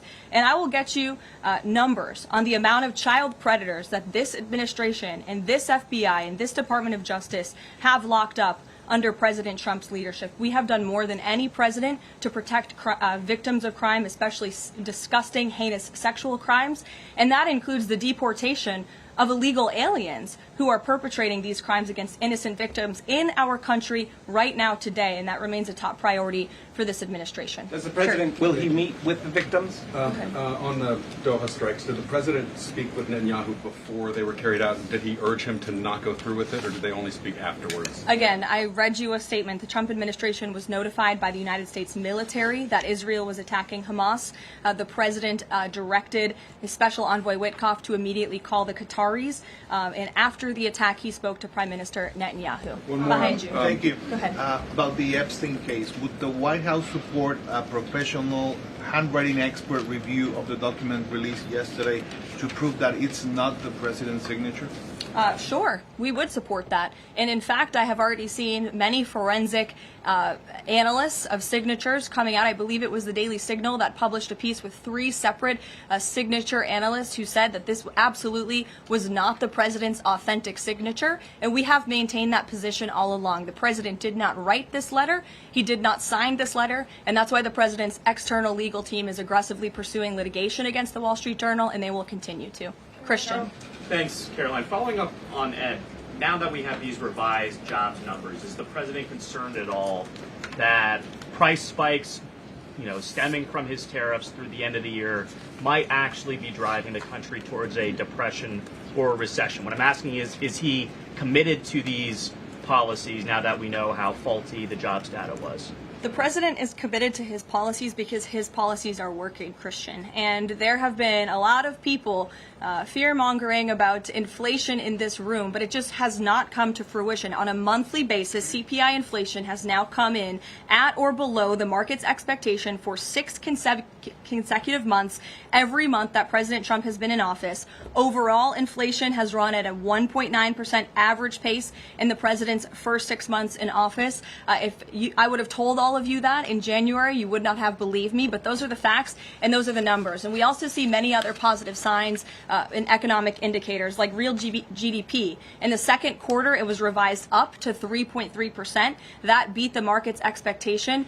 We know there's a capital spending boom right now, which we know is one of the greatest economic indicators of job growth. We know wages are increasing at a far faster pace than they were under the previous administration. We see productivity in the second quarter was also revised up to a strong 3.3%. In total industrial production, factory output also surged. All of this means the economy is moving, people are working, people are spending money. You look at consumer spending, that is also ticking up and in the right direction. And in a large part, it's because of the incredible work the president has done in terms of energy and unlocking our energy dominance in this country. Again, these jobs, the numbers from the BLS today prove that the economy was an absolute mess, and we are working every single day to fix it, and all of those indicators I just read for you are positive sign of what is to come. Just one more quickly on sure, trade. Danny. I just wanted to get a bit of clarity on the sequence of events for the Doha attack and the notification. You said that the U.S. military notified, I got it right, the Trump administration was notified by the U.S. military. That's right. Was the U.S. military notified by the Israeli military, or did the U.S. military detect an incoming Israeli attack on Qatar? The U.S. military notified the White House and the President of the United States. That's all I have to share for you on that, Danny. Thank you. Jeff. Also following up, you said that the president assured the leaders in Qatar that this would never happen again. Did he say that to the Prime Minister of Israel, and did Prime Minister Netanyahu agree to that? The president told that to the emir and the prime minister of Qatar, and the president also overstressed the importance of peace in the region in his conversation with Prime Minister Netanyahu as well. And Prime Minister Netanyahu told President Trump he wants peace and he wants it quickly. That's what the president expects to happen. The president, in the statement that he just had me read, and you will all see it out on True Social very shortly, I am sure. The whole world will see it. He wants all of the hostages released out of Gaza, and he wants this war to end. Those are two clear directives that the president is making very clear for the entire world to understand. Mary.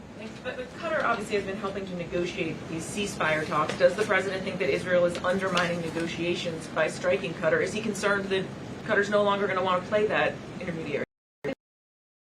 In the statement, I can read the whole thing for you again. I think it's very thorough because the president wanted to address all of your questions. We wrote, unilaterally bombing inside Qatar, a sovereign nation and close ally of the United States that is working very hard and bravely taking risks with us to broker peace, does not advance Israel or America's goals. However, eliminating Hamas, who have profited off the misery of those living in Gaza, is a worthy goal. So he answered that question himself. You can't say that Israel informed the U.S.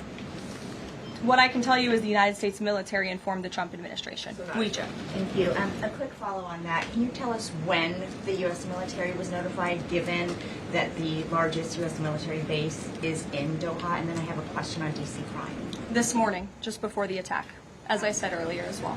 Okay, thank you. And yesterday, the president spoke about D.C. crime and talked about how there was virtually none.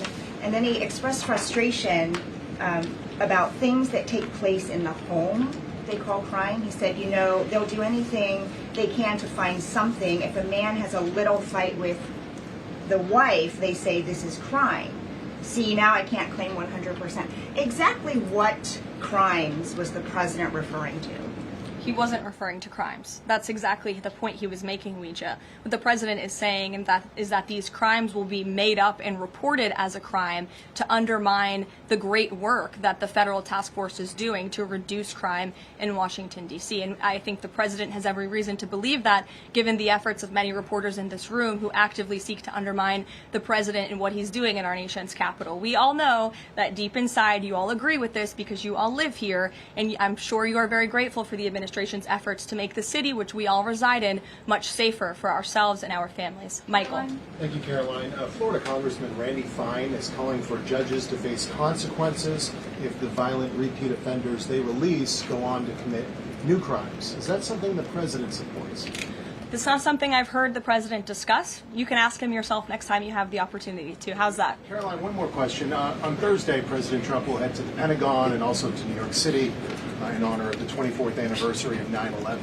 Has the president expressed any interest on creating or having congressmen create a new 9/11 commission to answer some of the ongoing questions many Americans have about that day? I, again, have not heard the president discuss that. You're welcome to ask him yourself, but I do know he very much looks forward to going to both the Pentagon and the Yankees game in New York City on Thursday to commemorate the 24th anniversary. As you know, the president is a New Yorker at heart. He loves the city very much. It is his home, and you'll hear more about that on Thursday when the president speaks on this himself. Kelly. Caroline, thank you. I wanted to ask you a question about the president speaking yesterday before the Religious Liberty Commission. As you know, he's created the White House Task Force on Anti-Christian Bias, and yesterday he talked about the importance of the Bible in America and the importance of prayer in America. Some people have criticized him for that in stating that he's espousing Christian nationalism, yet the president has called on the American people to band together in praying for this nation for people of all faiths. How important is that to the Trump administration, and are there guidelines for implementing that? Well, last time I checked, it's not just Christians who pray, it's people of all faith who pray, and that's what the president wants to protect, the religious freedom for Americans of all faith. And he spoke about that yesterday, and that's why he was very proud and excited to announce this new initiative, Pray America, encouraging all Americans to pray for our country and the goodness of our country leading up to America's 250th birthday next year. Why don't we take some from the sides? Elizabeth, go ahead. Thank you, Caroline. I have two questions. Sure. First, on prayer again. Is the Trump administration looking for the forthcoming prayer guidelines to challenge existing court precedent on the right to pray in public schools? Well, the president spoke about that yesterday, and some of the changes we are making to ensure that the religious liberties of America's students and our youth are respected in public schools. In fact, he had a young student and invited him on stage to share his story about how when this young boy spoke about biological and biblical truth in his classroom, he faced consequences for that, and how Americans of faith should not be facing consequences for expressing their religious freedom and their religious views. Not in any public school in America should that be happening. You heard the president talk about that yesterday. Sure. Caroline, thank you so much. Regarding Israel attacking Doha, beside the phone call, what was President Trump's involvement in the attack, if any? Look, I don't have anything more to read out for you on this other than the very lengthy and thorough statement that I have shared repeatedly now. Sure. Go ahead. Thank you. After the Supreme Court ruling yesterday on the ICE raids in Los Angeles, some particularly non-white U.S. citizens are saying that they're going to begin carrying their U.S. passports with them at all times. What is the White House's response to Americans who are concerned about being swept up, as others have been already, in these enforcement actions? They should not be concerned because this administration is focused on the detention and deportation of illegal alien criminals who broke our nation's immigration laws. And the Supreme Court upheld the Trump administration's right to stop individuals in Los Angeles to briefly question them regarding their legal status because the law allows this, and this has been the practice of the federal government for decades. And the Immigration and Nationality Act states that immigration officers can briefly stop an individual to question them about their immigration status if the officer has reasonable suspicion that the individual is illegally present in the United States. And reasonable suspicion is not just based on race, it's based on a totality of the circumstances to review. And I will tell you, I spoke to our border czar about this morning. When ICE goes out to conduct a targeted operation to deport illegal criminals from our community, they are doing so with intelligence. They are doing so with law enforcement sources. They are doing so in most cases with the backing of local law enforcement who know exactly where these illegal alien criminals and drug traffickers and drug dealers are hiding in plain sight in American communities. And the men and women of ICE are doing everything they can not only follow the law, but to enforce the law. And it's about time that has happened because we had 4 years of an administration who completely ignored and evaded our nation's very clear immigration laws, and the Supreme Court has reaffirmed that. Thanks, Caroline.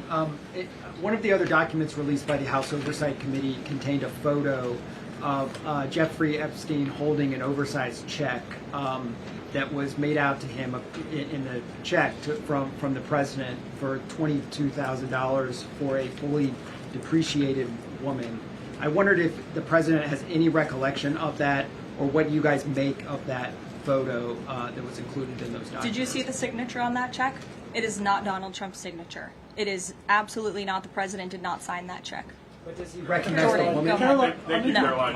on the New York City election, Caroline. is he Well, considering? I'll take both of you. Go ahead. So first, is the president considering offering Mayor Eric Adams a job? If so, why? And does he think Curtis Lee was a serious candidate for New York City mayor? Look, the president has made it quite clear he wants this race to move forward in New York City. He does not want a communist to be running New York City, but as for weighing in on other individual candidates, I'll leave that to the president to do himself. Caroline, and then following up on Reagan's question, many of these highest crime cities in America, they're led by black mayors, including the three that you mentioned, Jackson, Memphis, Birmingham. So given that, what's your response to criticism from the left that Trump is targeting black mayors? Isn't he just trying to protect black people? The president is trying to protect all Americans from crime, and he wants to make all of our cities in America safe. And the fact is, the most dangerous cities in America are run by Democrats, overwhelmingly. And according to the FBI crime statistics, 19 of the top 20 cities with the highest murder rate are run by Democrats. And these high-crime, Democrat-run cities are driving up the crime stats in otherwise safe red states. So, of course, he wants to address this problem. He's made that quite clear. Mike Johnson, he came out and said that the president was an FBI informant. Do you know what he meant by that, if it's not true? I can affirm that is not true. I think the speaker was referring to the fact that President Trump kicked Jeffrey Epstein out of his Mar-a-Lago property for reasons the president has already discussed. John. Oh, thank you, Caroline. As a Washington, D.C. resident with my family, I just want to thank the administration for revitalizing safety here. In the last 3 weeks, it's been stunning. Well, I want to go to Virginia. All of a sudden, out of the blue, Winsome Sears has closed the gap on Abigail Spanberger. Got 4 issues. Coerced abortions in Fairfax County without telling mom or dad, no parents. Girls going in boys' bathrooms on film, right? 2 of the young fellows get suspended for complaining about it. Virginia Beach man, an innocent man, is now died in a car crash by a drunk illegal going on the other side of the road. And now you got Spanberger's got these racist signs. When are we going to get the president to make an official endorsement of Winsome Sears and maybe come and campaign in South and West Virginia? Well, as you know, I'm very limited in what I can talk about when it comes to political endorsements in future elections from this government podium. But all of the issues that you just mentioned, I know, are very important to the president, and it's quite common sense. It's the foundation of the Republican Party, and it's what sent this president back to the Oval Office. We want to keep men out of women's sports and bathrooms. We want criminals to be locked up. The president wants to see law and order in every state across the country. But as for political endorsements, I'll leave that to him and his political advisors to make those. Sure. Haley. Thanks, Caroline. I have two questions for you, if it's okay. One on Doha and one on immigration and crime. Sure. On Doha, ahead of the strike we saw today, did the administration at any point try to dissuade the Israelis from the potential for an action like we saw today? Again, I have answered questions repeatedly on this. I have a very lengthy statement which we will release after this briefing for all of you to read and to report on once again.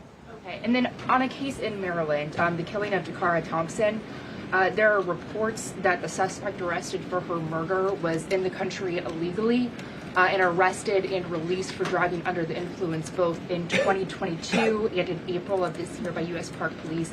Is the administration looking into what process allowed this to take place? Yes, we absolutely are. As soon as we saw this case, we ensured that the Department of Homeland Security and the Department of Justice were on it, and I can assure you that they are. This is another heinous act of violence against someone who should have never been in our country illegally in the first place, and that's exactly why criminals from our country is a top priority for this administration, and it's something that is happening every single day. And I would encourage all of you to continue to report on the very violent, illegal alien criminals that we are deporting daily from American communities across the country. We will never understand how many lives have been saved by these efforts, or how many lives would have been lost if not for this president and the administration's policy to deport illegal criminal aliens.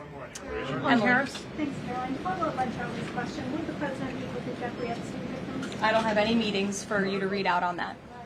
Caroline, Go ahead. Thanks, Caroline. Is the Trump administration considering a ban on transgender Americans owning guns? Is that something the president would support, even as we've seen some gun groups oppose the idea of that?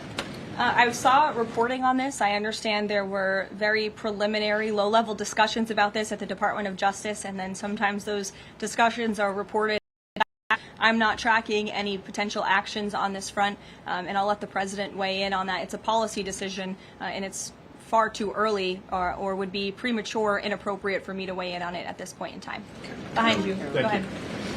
After the immigration raid at the plant in Georgia on Friday, the president said over the weekend that he's open to some kind of changes in perhaps rules or visa rules or law that would prevent something like that happening in the future for workers to train American workers. That's right. Can you confirm that and that the administration supports those changes, and what exactly would that look like? Well, the president said it himself in a statement that he put out on Sunday night, where he is very grateful for foreign companies from around the world and the investments that they are making right here in the United States of America. And he understands that these companies want to bring their highly skilled and trained workers with them, especially when they're creating very niche products like chips, or in this point, in Georgia, like batteries. But the president also expects these foreign companies to hire American workers, and for these foreign workers and American workers to work together to train and to teach one another. And so he expects these foreign companies to hire American labor.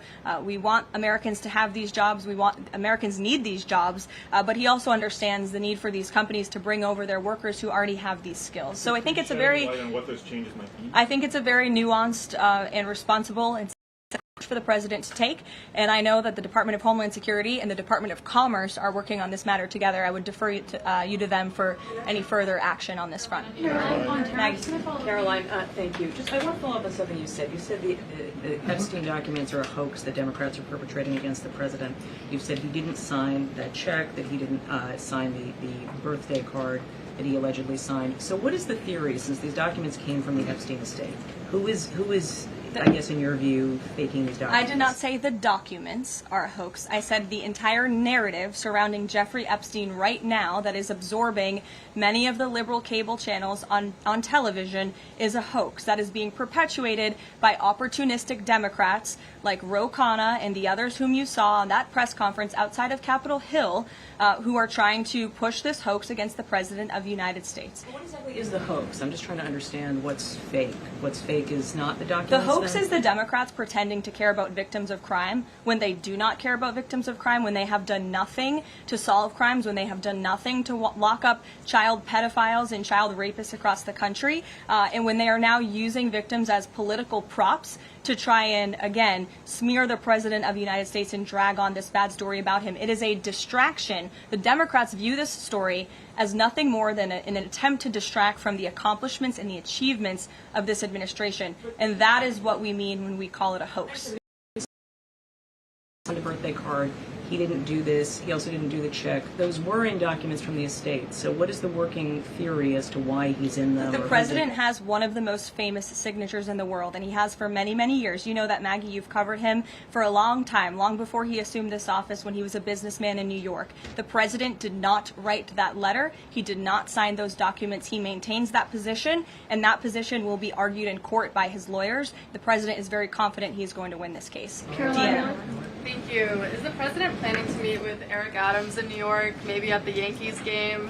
And has he personally talked to him about the race? I am not tracking any meeting with Mayor Adams at this time, but if that happens, I'm sure the New York Post will be one of the first people to know about it. I'll take a couple more questions. Why don't we go to the back? Tom Dempsey with News Nation. Regarding the growing U.S. military News presence, Nation, all the way in the back. regarding the U.S. military, the growing U.S. military presence in the Caribbean, when asked directly about possible future military action, President Trump responded, "You're going to find out." What can the U.S. public expect of that situation moving forward, and what sort of ongoing threat does Trendejo Agra present? I think it would be very unwise of me to preview what the president meant from this podium. But I think what the heart of what the president was saying, I know what the heart of what the president was saying and this administration believes, is that the regime in Venezuela is illegitimate. And it is unacceptable to this president and this administration to traffic illegal, deadly drugs into the United States of America. And that's why the president and the administration took very strong action against a boat and 11 narco-terrorists in international waters, as you all saw. I think that sends a very strong message to drug traffickers around the world. The president will not tolerate it, and the amount of drugs on that boat represents the lives of thousands of Americans that could have been killed by that deadly poison, and we're not going to allow that deadly poison to come into our country. The president will be signing a proclamation in the Oval Office later this afternoon, and we will see you all later. Thank you. Thank you.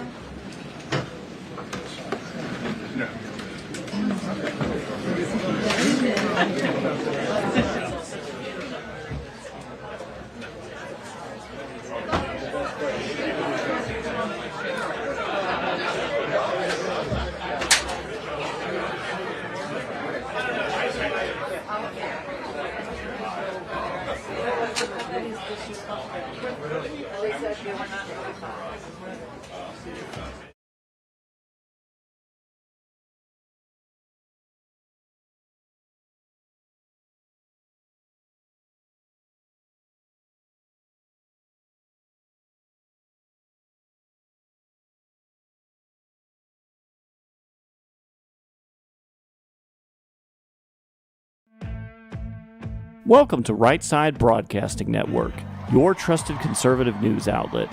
At RSBN, we deliver the truth when the mainstream media falls short. Since 2015, we've proudly broadcasted every single one of President Trump's iconic MAGA rallies, bringing you the excitement and energy live before anyone else. By watching RSBN, you get an unfiltered front row view of the action on the ground. We interview the crowds to give a voice to millions of Americans just like you. We show you President Trump's speeches in their entirety, free from interruptions and censorship. We cover the stories that matter to you with the integrity and passion you deserve. Thank you for choosing RSBN as your home for America First News. Together, we stand strong, united, and informed, so join us and be part of the right side of history. Hey y'all, it's Silk from the Diamond and Silk Chit Chat Live Show. Look, don't forget to check me out right here on RSBN Network. Be sure to watch the show on Right Side Broadcasting Network, and I want you to support Right Side Broadcasting Network. Yes, it's imperative that you do so, okay? I look to see y'all soon. Bye-bye.